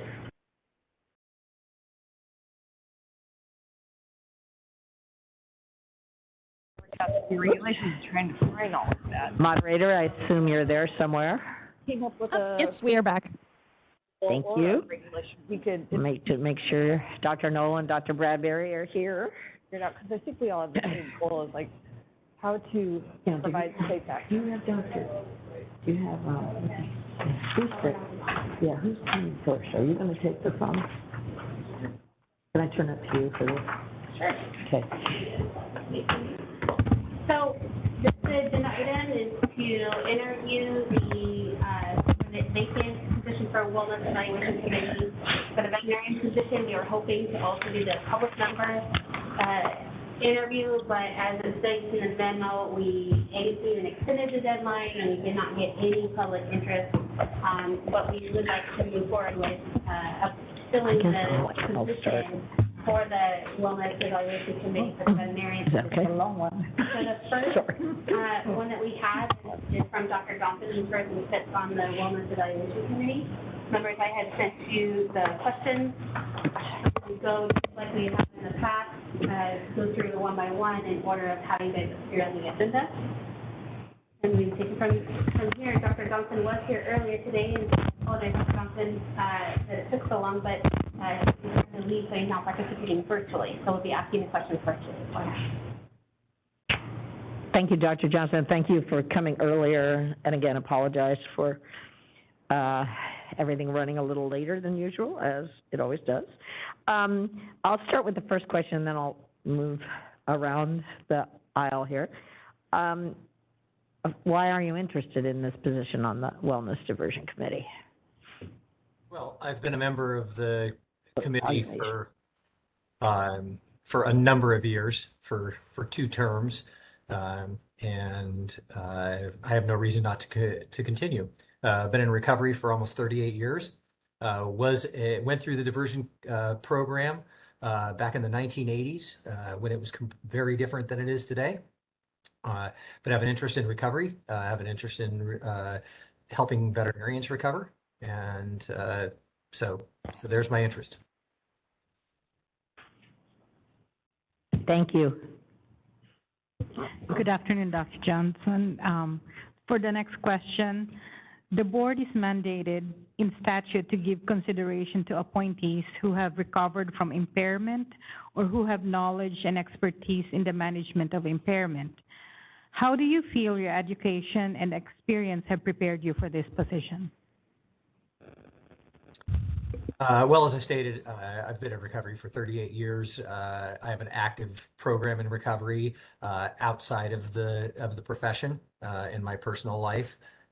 Have service positions in Alcoholics Anonymous. Have regular meetings that I go to in Alcoholics Anonymous.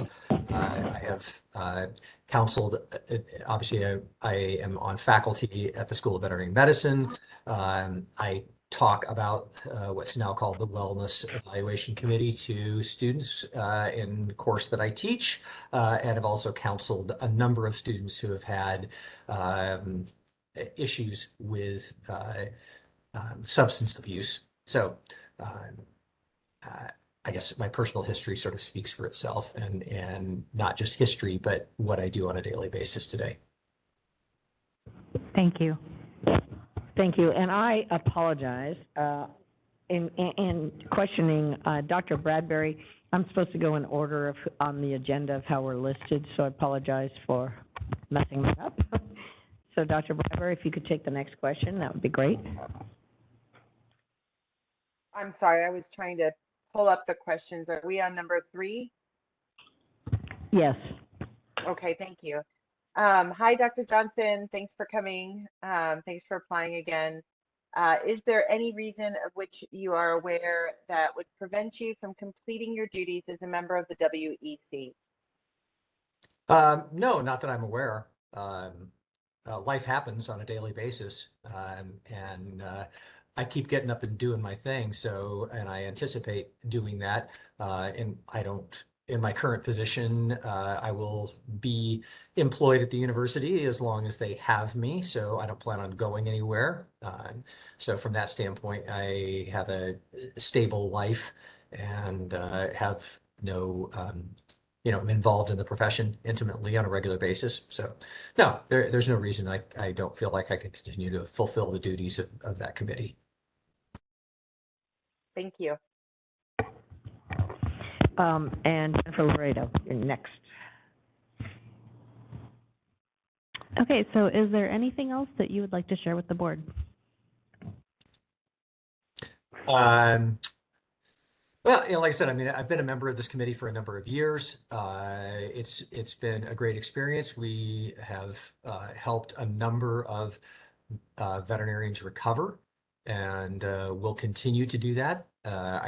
Unfortunately, the program, I think, is underutilized, and that's no fault of anybody. We have taken steps to, make the profession aware of it. I know the board has taken steps. Like I say, personally, every student that goes through the UC Davis School of Veterinary Medicine is aware that this committee exists and that the Veterinary Medical Board has a program for veterinarians and other licensees, RVTs as well.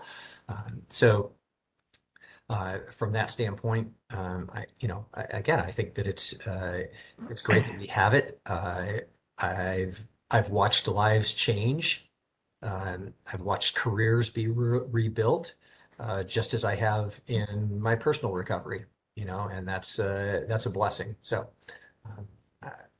other than that, again, it's something that I do for my own recovery and I do for others. So it's a way to be of service to the profession and to society. So, Thank you very much. And that is it for the questions. So Jessica, do we move to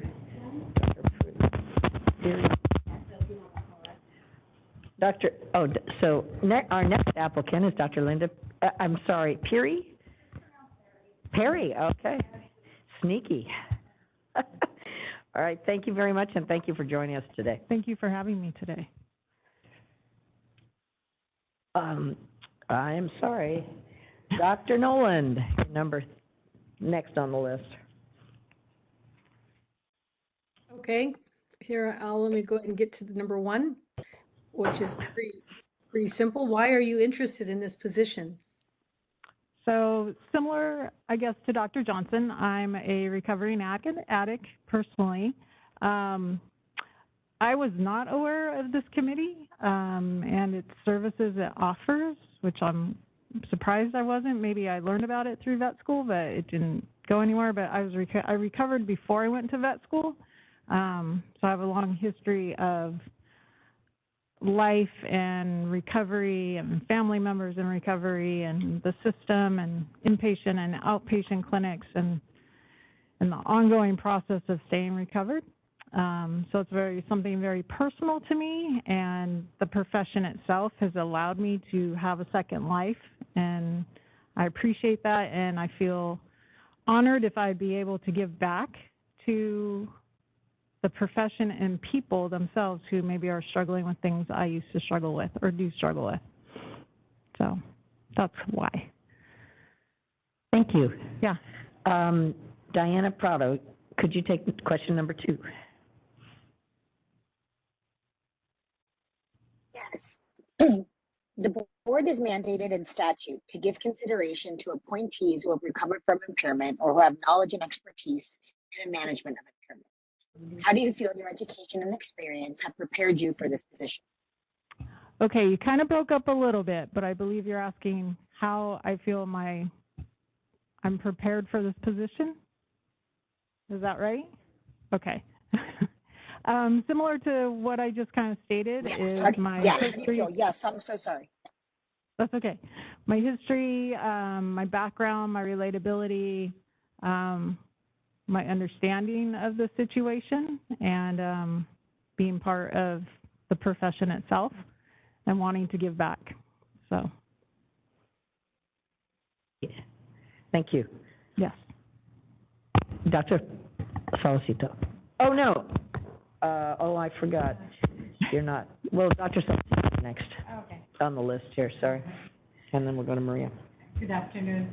Good afternoon. Is there any reason of which you are aware that would prevent you from completing your duties as a member of the WE? No, there's not.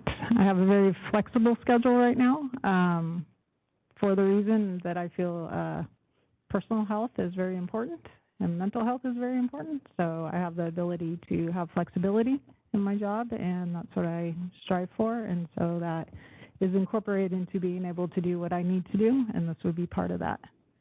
So, no. Yeah. Thank you. And for And is there anything else that you would like to share with this committee? Just that I would be very honored to be able to have the opportunity to give back and serve in this capacity, to join two very important aspects of my life would be an honor. I'd also like to share that it's just wonderful to see all the hard work that goes on behind the scenes here, because I've never attended any of the meetings that creates everything that happens out there. So I appreciate the work you do. I think that's it. Thank you. Thank you very much. Okay. Thank you for the opportunity. Thank you. And once again, I'd really like to thank both applicants. Both would be terrific additions to the Wellness Evaluation Committee, and we're lucky to have you in the profession, and lucky and very grateful that you applied. Right now, I'd like to sort of, and it's very difficult because it'd be great to have both of you on the committee. Unfortunately, we cannot. I'd like to turn it, we did this last time, to do a round, rather than have somebody make a motion, have people, sort of a quick poll of our members. And on that, if that's acceptable to everyone. And I guess I'll look on the screen above and actually start with Dr. Nolan. You're on my left, and I'm just kind of going to go around the room here, if that's okay. You bet. I really appreciate both candidates. I think they both have a lot to offer. I know that Dr. Johnson has had a lot of experience on this committee and has done a good job. So I guess I tend to lean toward the incumbent, but I also feel like either one would be an excellent addition, and I have no reservations about either candidate. Dr. Bradbury. Oh boy, I feel similar to Dr. Noland. I did have a thought that Dr. Johnson's done such a great job, but he is also already doing the outreach, and we could actually have two people involved now because he's doing all of this work at UC Davis already, and then Dr. Puri could be on the committee, and so we'd have two people working on its behalf in its own way, which isn't fair to Dr. Johnson. But anyway, I would support both candidates. You guys aren't really helping with doing a vote here, but Diana Prado. I'm like, I'll be doctor too. This is great. Everyone's voted in doctor today. I have also, I'm thankful that we have both these candidates. I think it speaks well of the committee, right? And what this is doing. I mean, we have someone that's been on here for so long that wants to continue on, and someone that's been inspired to be a part of this. So this isn't hopeful. And just kind of, I appreciate also what you said, Dr. Bradbury. I'm like, in thinking of it all. And so I appreciate the rest of the board's thoughts too, as this is something as like, still like a newbie, and not, I'm learning of where to bring in. Okay. Jennifer? Well, I agree that we can't go wrong with either candidate. I know Dr. Johnson has been doing it for a very long time. I also think Dr. Puri is very relatable, being a mother of a son who has some struggles and being a recovering addict. So if I had to choose, I wouldn't make a choice, but I think they're both great. You're killing me, guys. All right, Maria.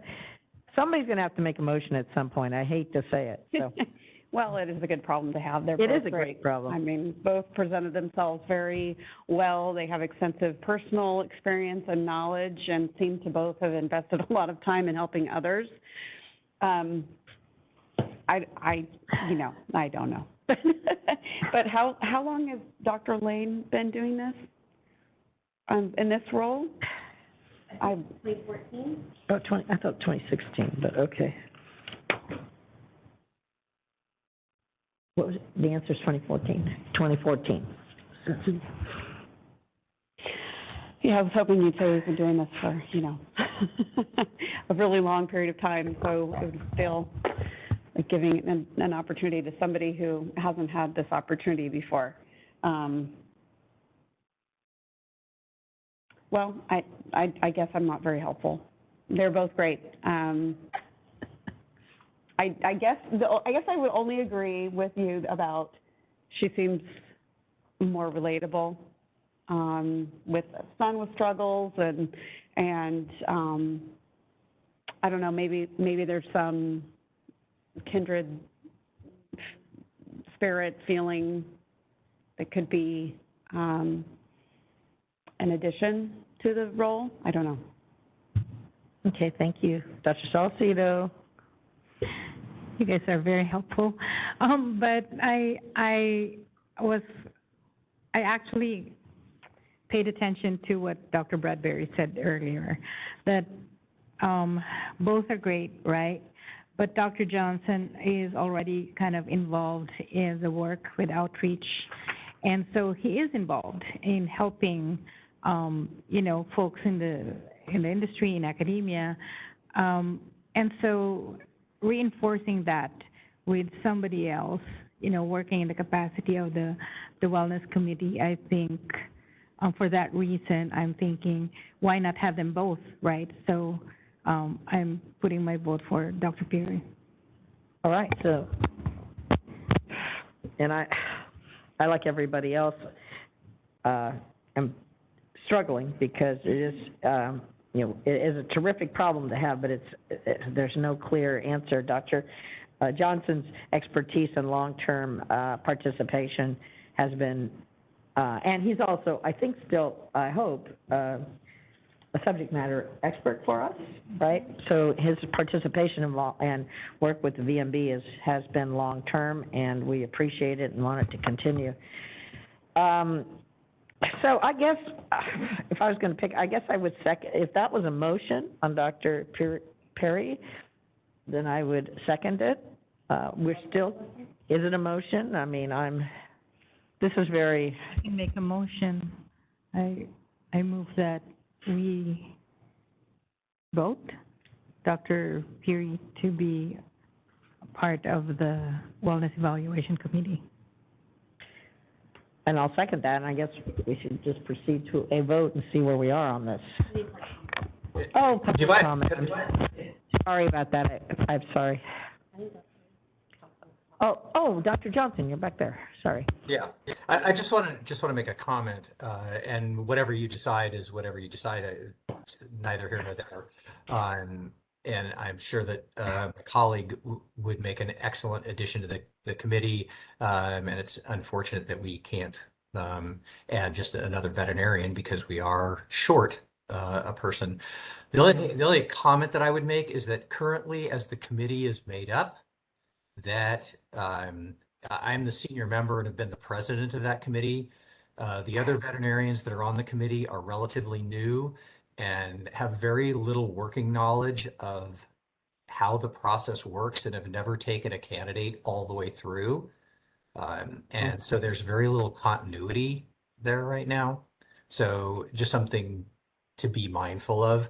When we get new applicants, I'm the one that is called all the time to make a determination, because oftentimes people will apply for the program, and our partners at Maximus have to call a member of the committee to determine what that person should, what restrictions that we should place and what we should have them do before our next meeting. And I'm the person that they call to do that, because I'm the only one that really understands what our processes are.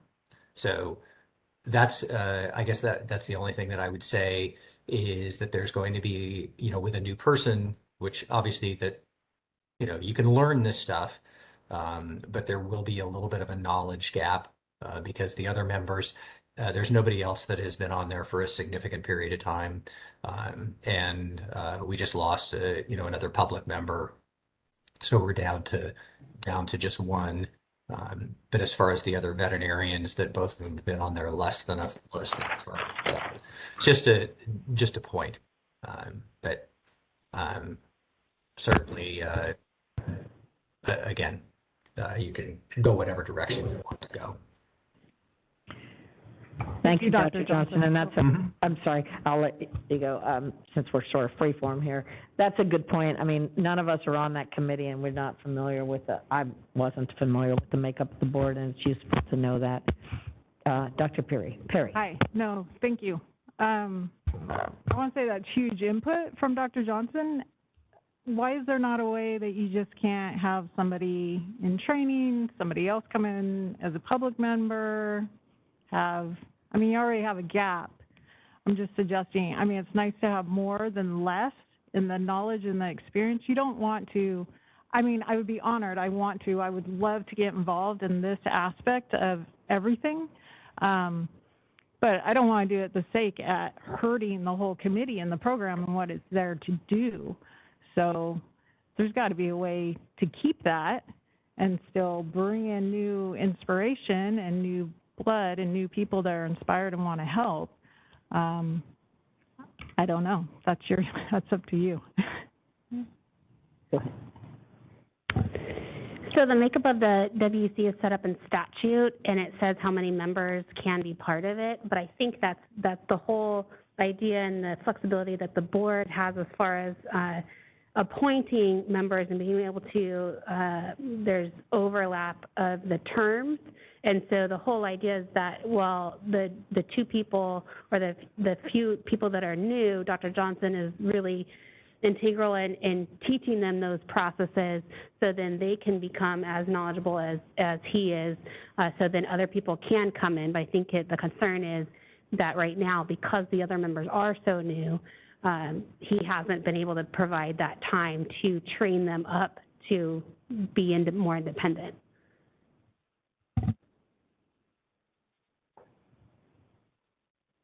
Jennifer. I don't know if we know off the top of our head, but how new is new? I recall doing these interviews while Dr. Waterhouse was still with us. So how long have the other members been with the committee? I believe that, less than a term, probably a couple of years, but you have to remember that this has been during the pandemic, so we've not had an in-person meeting, and we've also had very few participants during that time. So there's the rub. Will it fall apart if you put somebody new on there? No, it won't. I just wanted to kind of give you a little bit of background as to how it's worked and how the committee, when I started on the committee in 2014, that it was pretty stable, and there was we had a full committee of the same people for a long time, and just in the last couple of years, we've had a pretty high turnover.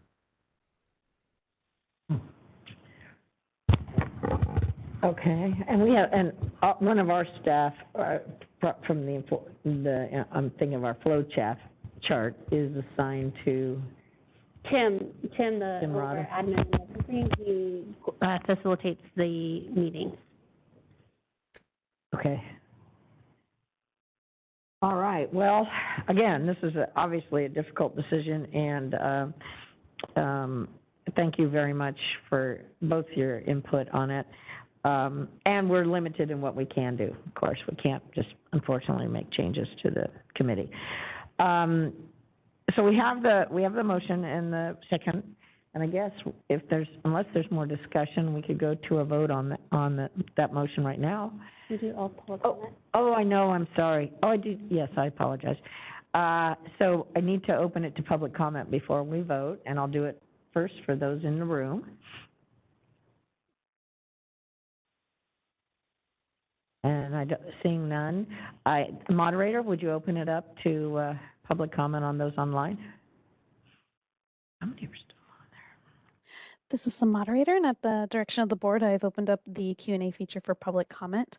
Members of the public, if you would like to make a comment on this item, please click the Q&A icon located at the bottom right-hand corner of your WebEx screen, or use the raise hand function. I will pause a moment to allow the public time to access the Q&A panel and submit their requests.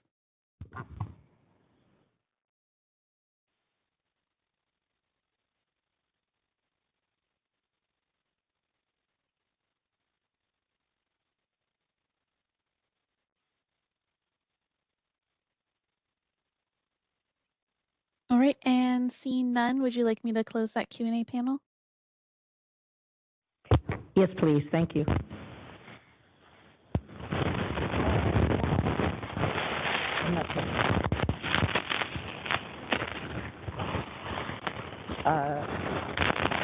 I think anyone, maybe mute your mic.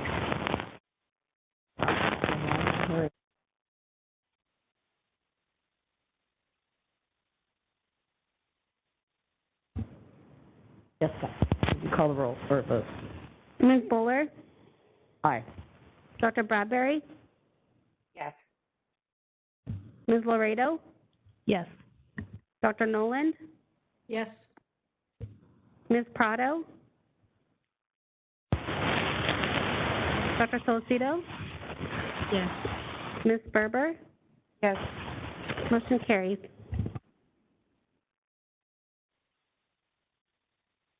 All right. Well, thank you. And thank you, Dr. Johnson. Thank you, Dr. Perry. Welcome to the Wellness Evaluation Committee. And, whoops. And I know the staff will be in contact.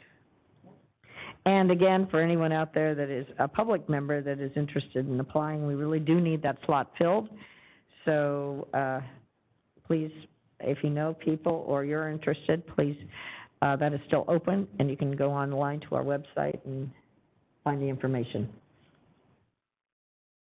Okay, now we're on to, all right. Now I'm going to turn this over to Jessica for the update discussion on legislation, what's happened, what's still happening, and I believe that's our last report. Oh, no, and then it's regulations, and that'll be it for today.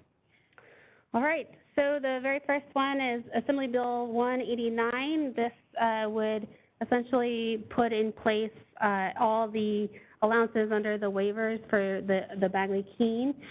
That one did not go through, but simultaneously there was an SB 189 that the governor signed on June 30th, which is why we're allowed to have the meeting in the way that we are, with the virtual members not having to agendize those locations. So all of those items that are listed in the agenda, or I'm sorry, in the memo, they are extended for a year. And so I've already passed, so there's not much discussion to have on that one. And the next one is AB 1662. This was the licensing board's disqualification for licensure criminal convictions. So this one is still moving through the process. It is in appropriations. The hearing date is August 1st. And since the last board meeting, the board did take an opposed position. They expressed the appreciation for the intent of the bill, but just because of the limitations on it, of how it was set up, the costs associated with it, and the confusion that it could be, because if the decision is non-binding or binding, what that would mean later on down the road. The board did oppose it. I did meet with the legislative staff shortly thereafter, and I sent the position letter from the executive committee, which is in your packet. And I shared the concerns that the board had. I definitely let them know that you guys did appreciate the intent of it. This is just not the best way to go about it. Since then, since the board meeting, the bill was amended in the Assembly BNP, and it was amended to try to address some of the concerns that the healing arts boards were bringing up. One had to do with costs associated with it, and so there's a provision written in there that the board could charge up to $50 for that, which still wouldn't cover the cost, but it's better than nothing. And then there was an amendment as well that the boards may require the fingerprints for the criminal background check.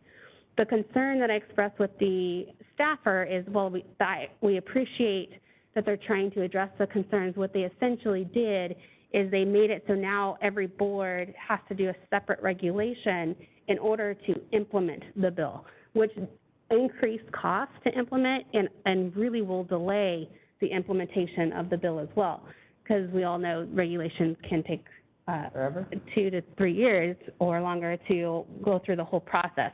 So that's still a concern. The bill hasn't been amended to address the concerns. There's been a number of boards, healing arts boards, that have jumped on and opposed the bill. I listed all of the boards so far that have opposed it. The executive director of the BVMPT, the Board of Vocational Nursing and Psychiatric Technicians, had expressed the desire for the board to do one joint opposition letter to the committee. So I think that that's in the works. But because the concerns still have not been addressed, I think the board should maintain its opposition to the bill,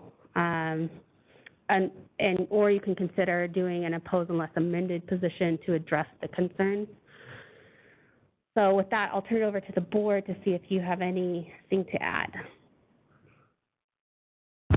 or any questions. Does anybody, on this particular bill, we're talking the Gibson bill. 1662. Yes. Any board member comments on changing anything? Okay. Seeing none. And I will go down to 1733. This bill is dead. It was not successful. The reason why it was postponed is because the committee that it's with, the Assembly Governmental Organization Committee, they wanted to make amendments to the bill that would require a quorum at the physical location, a quorum of the board members, which in the minds of many kind of defeated the purpose of the bill. And so they decided that this was not going to be continued, but I know that there's a lot of entities who are still working on making a permanent solution. I think the Assembly and Senate BMPs, they're both looking into this. We're working closely with DCA to find a permanent solution for this.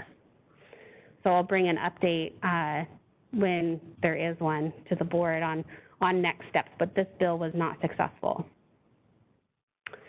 1885 is still moving along. That's the cannabis and cannabis products, animals, veterinary medicine. I provided a copy of the position letter from the board, and this is the board to support this. It is in appropriations right now with the hearing date of August 1st. Any questions for that, Bill? I'm looking up at there, no.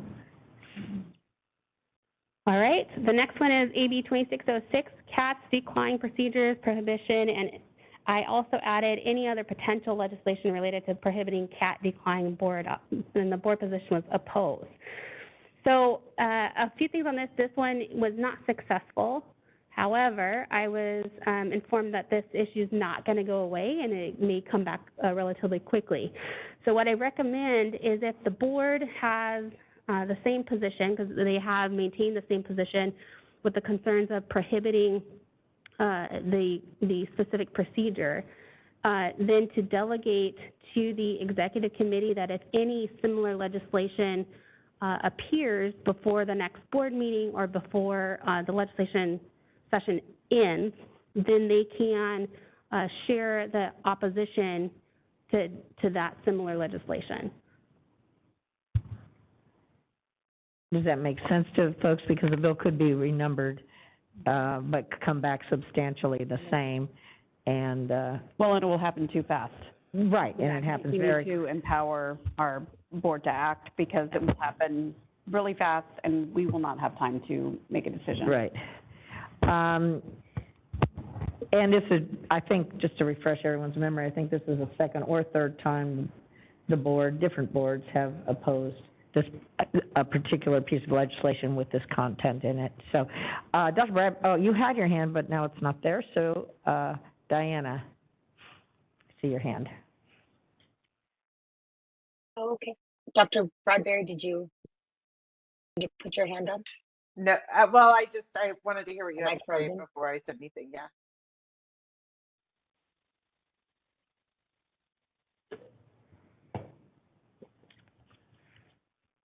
Diana? Diana? Oh, okay, sorry. That's okay. And I froze. Yes.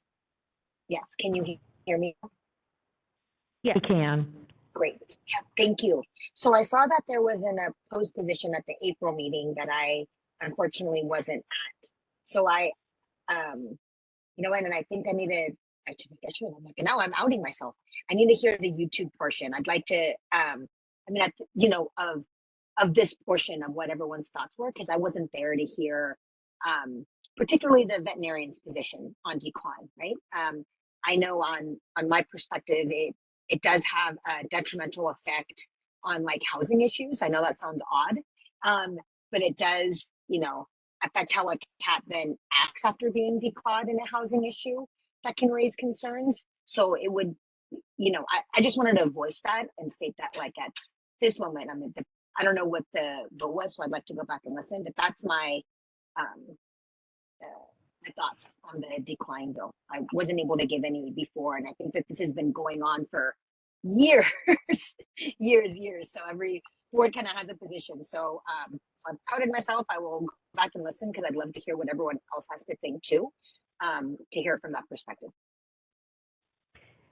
And I will point out, Diana, that the letter that was submitted to Assemblymember Berman also kind of details some of the discussion, and that's attached in our packet. In the packet. So, Brad, you could go back to the whole thing or look at the letter as well.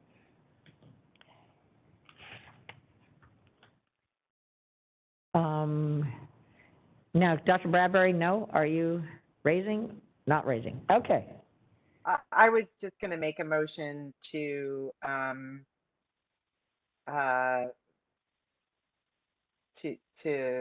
continue to oppose as Jessica worded it. I mean, to give the executive committee the authority to oppose any potential? Yeah, so I tried to provide some guidance for language. So it would be giving the board's executive committee the authority to oppose any potential legislation this session that prohibits veterinarians from performing any cat decline procedures. So moved. Diana, your hand is still up, I think, but may not be intentional. Oh, all right. Do we have a second? Second motion. Dr. Salcedo. Dr. Salcedo, second. Yes. Thank you. And now we'll move to public comment before I take the vote on this. And I'd look to the room if anyone would like to address us. And Dr. Miller's walking.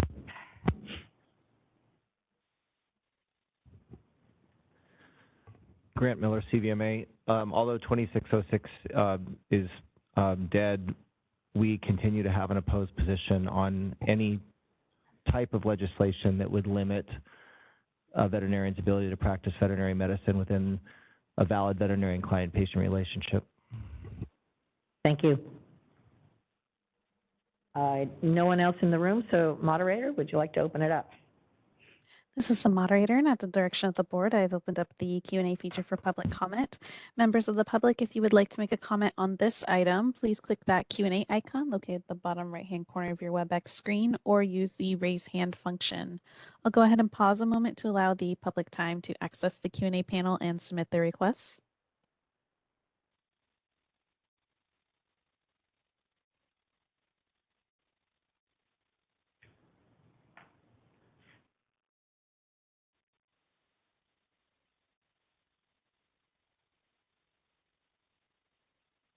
All right, and seeing none, would you like me to close that Q&A panel? Yes, thank you very much. All right, Jessica. Unless there's any more discussion from the board, we could go to a vote. Ms. Bowler? Aye. Dr. Bradbury? Yes. Ms. Laredo? Yes. Dr. Noland?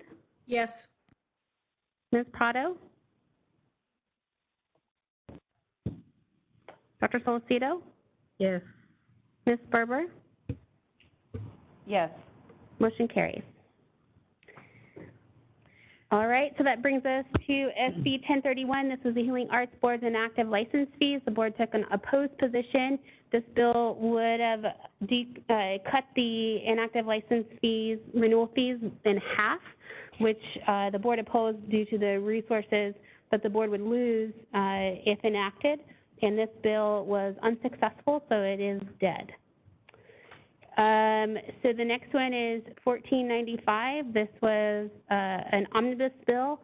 The board had made 4 requests to be put into the omnibus bill, and the only one at the time that had made it in was related to deleting an obsolete continuing education language that was put in. And then since then, the bill was amended to include the NAVDA recognized specialty organizations as requested by the board. So I think that the board should continue its support for this bill. The other 2 that are still outstanding was related to the teleconsultation, telehealth, telemedicine, teletriage definitions, and adding an RVT member to the board composition. I think the board is going to have to pursue a separate legislation for that for next session. Right, thank you. So, any questions for that? No? All right. So the others are just more so an FYI of what we've been monitoring, so I'm not going to go through each and every one of those. All the status updates are provided, but if you do have any questions on any of them, I can help. So, any other discussion on this one? Any other questions for Jessica on the legislation? I guess, and we should open it up. On that report to the public. And no one's rushing the mics here in the room, so moderator, if you could open it up. This is the moderator, and at the direction of the board, I have opened up the Q&A feature for public comment. Members of the public, if you would like to make a comment on this item, please click that Q&A icon located at the bottom right-hand corner of your WebEx screen or use the raise hand function. I'll go ahead and pause a moment to allow the public time to access the Q&A panel and submit their requests. All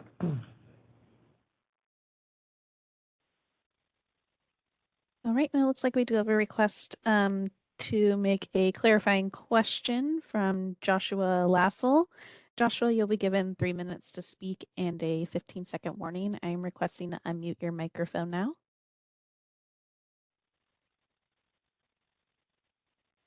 Going back just a couple of seconds.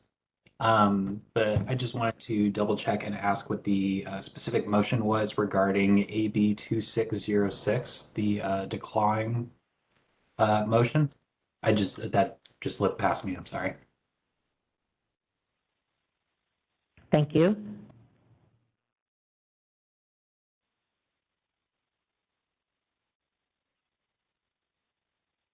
Any other public comments, moderator?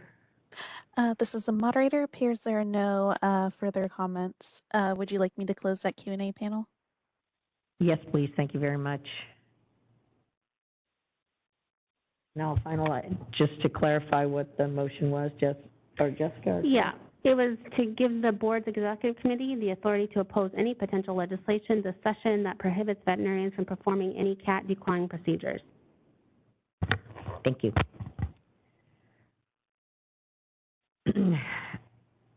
And we've already voted on that, so we're finished. Thank you. And the last report for the day is the update and discussion on our status of pending regs. And again, oh, no, is Jeff? Yes, we have Jeff. Yeah, Jeff, oh, here he is in the back. There you go. So we'll call our policy analysts and reg specialists up to the podium, please. Thank you. And for members and board members and members of the public, this was not posted earlier today. It is posted right now. So if you do have access to our website, it is posted on our website now.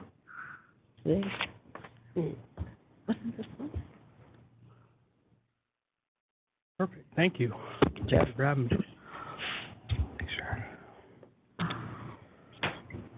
So as you can see with the pending regulations, we did have the updated fees which were approved via OAL on May 17th. So that one is in effect at this point. That was a Section 100 that just basically updated our fees to match the statutes and the authority that we have with those. And that would be on the, if you're looking at the big sheet, that would be the first row for the updated fees.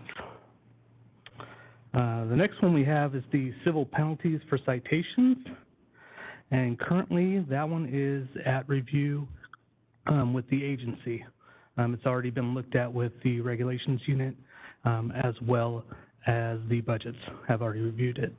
And that one is, again, pending with the agency, and we're expecting them to return that hopefully with the approved, and that way we can move forward with posting it and with OAL and going through that process of the next phase of that regulations package.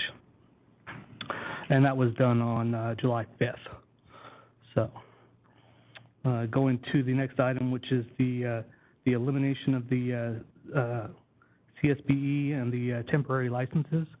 We did go into re-reviewing this item because there was some concerns from the regulations unit over removing the 60-month notation within that regulation, and there was concerns that that wasn't a non-substantive change to that regulation, that was actually a significant change that could affect it from being a Section 100 at this point. So currently we're still reviewing that one.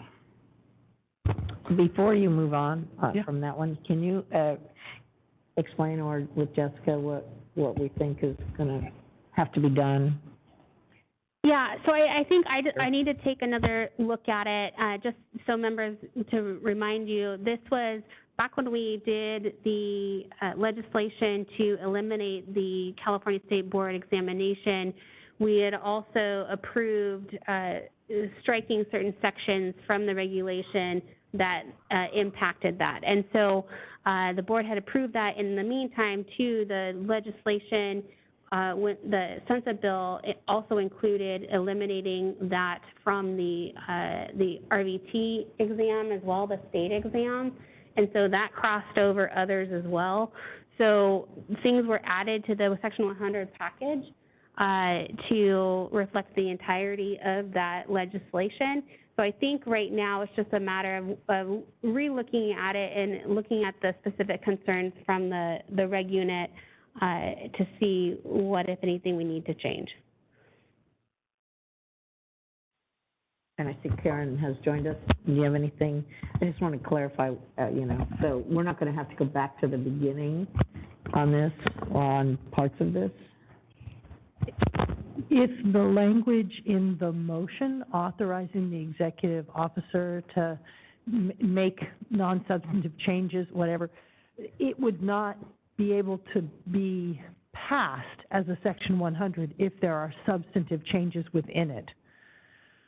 And so we were recommending something get taken out, but I really should look, it's like once you've agreed, okay, you're right, this is substantive, we have to take this out, I want to take a look at it. But I don't want to get you all the way to OAL and have it be turned down because of the substantive.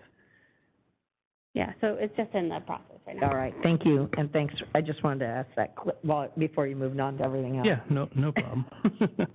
So the next one we have is the RVT job task, which is on row 4.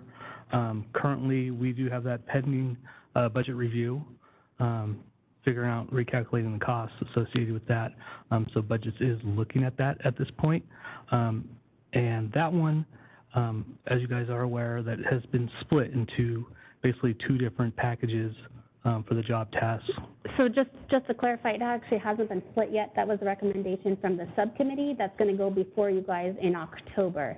So in October, the recommendation is that you guys do split those, split that package. So once that's done, then we can continue the process. But it's going to end with the board making the determination to split. Okay. Correct. And so that split would include 2036.1 and 2068.5 for the smaller package of that. And so again, working with budgets to get the numbers for you guys. That way we can go to the next step once you guys make a decision in October on whether you want to proceed with that one as well. The next one we have after that is the uniform standards. That one is with budgets at this point as well. So we're waiting for their numbers to come back and be in agreement with what we proposed. If they have any changes, we'll discuss with budgets to make sure those align with the proper numbers. And then I know next week we are going to discuss the minimum standards, which is on line 7. That one has been pending since 2018, so we are going to be reviewing that next week with the regulations unit with Karen to go over that. Are you talking about the minimum standards for alternate veterinary premises? Yes. So I recommend holding off on any meetings with the reg unit since it's being sent back to the MDC for further discussion and dialogue. So I would say just to hold off on any discussion because it could change. Okay.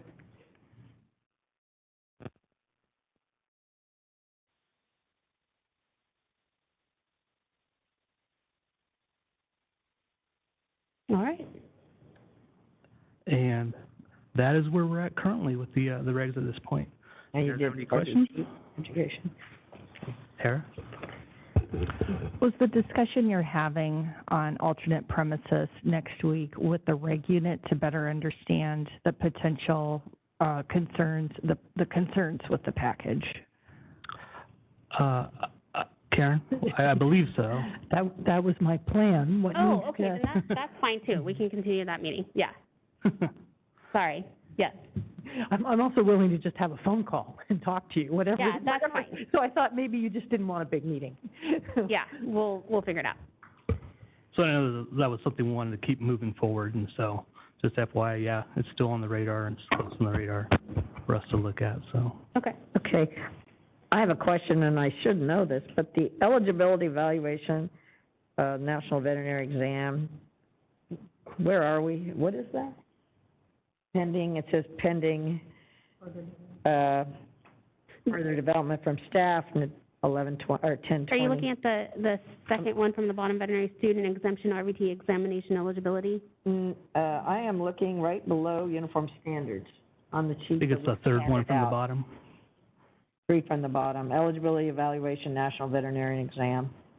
Is that the section 100? No, it's right. Look. Right here. Yeah. I don't remember what. I believe that one has to deal with the application, but I have not. That's what I wondered, if, Jessica, this is regarding the request so that applicants don't have to stipulate the jurisdiction when they apply for the NAV lead, but. No, because they don't have to do that right now. I'll have to go back and remember Okay. what that package was for.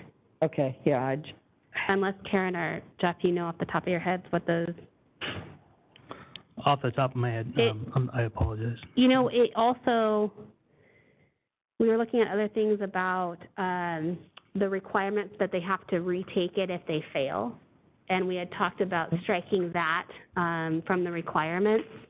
But I think that with the changes of what we did, that might be obsolete at this point. But I can go back and take a look and see if we need to, what we need to do with that package.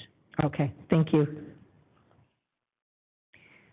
Do any other board members have questions on this? Oh, Dr. Bradbury, see your hand. Thank you. You're doing great, Kathy, with this mixed meeting. So thank you.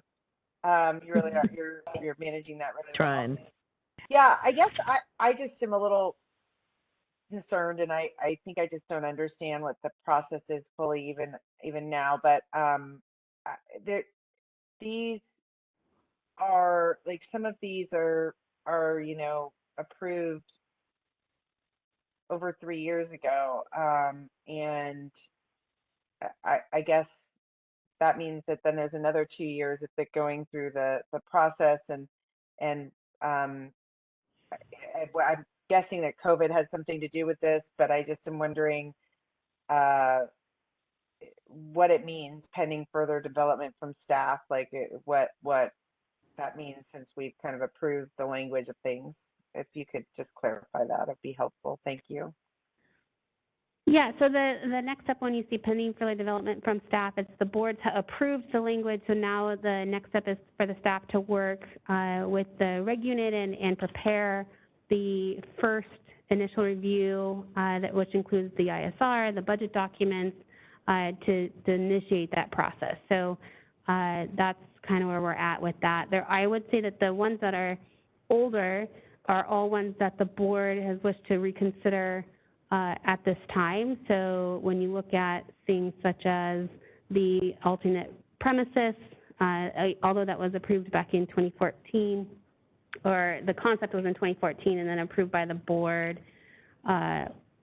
in 2018, we still want to reassess that. So I think that, especially with the improvements that DCA has made in the process, and for the reg unit, I think that they are going to be, we're going to hopefully be moving these quicker along.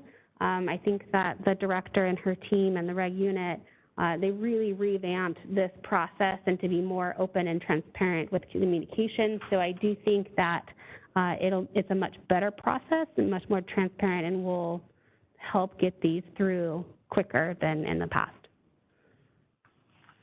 Great. What about the shelter minimum standards? I mean, I felt like that was something that was, I thought that was kind of ready to go, but. So the board did approve those, and they are ready. It's just a matter of having only one policy analyst with all of these and prioritizing them. So it's definitely still in the works. Is just in line of the other rulemaking package that we're currently working on. Okay, that explained it. The one person that was, I think, what I wasn't sure about. Thank you. Who is coming on board, but he was new as of the beginning of this year, so it takes a little while to learn this process. I wasn't trying to be critical, but I appreciate the work that he's doing. I just wanted to understand it better, so thank you. Thank you, Dr. Bradbury. Any other questions?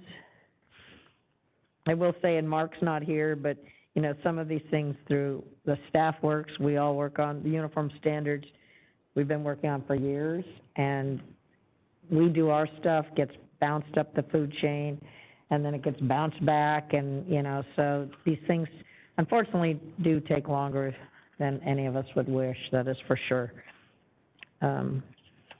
So now, if no other questions by board members, I'll open this reg report up to the public. And No one in the room is going to speak, so moderator. All right, this is the moderator, and at the direction of the board, I've opened up the Q&A feature for public comment. Members of the public, if you would like to make a comment on this item, please click that Q&A icon located at the bottom right-hand corner of your WebEx screen, or use the raise hand function.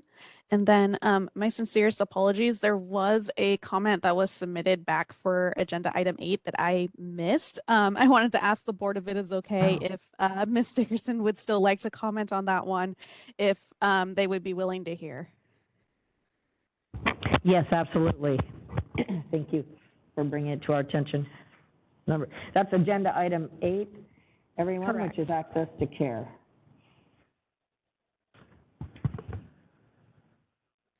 All right, and Ms. Dickerson, you'll be given 3 minutes to speak and a 15-second warning. I'll go ahead and request to unmute your microphone now.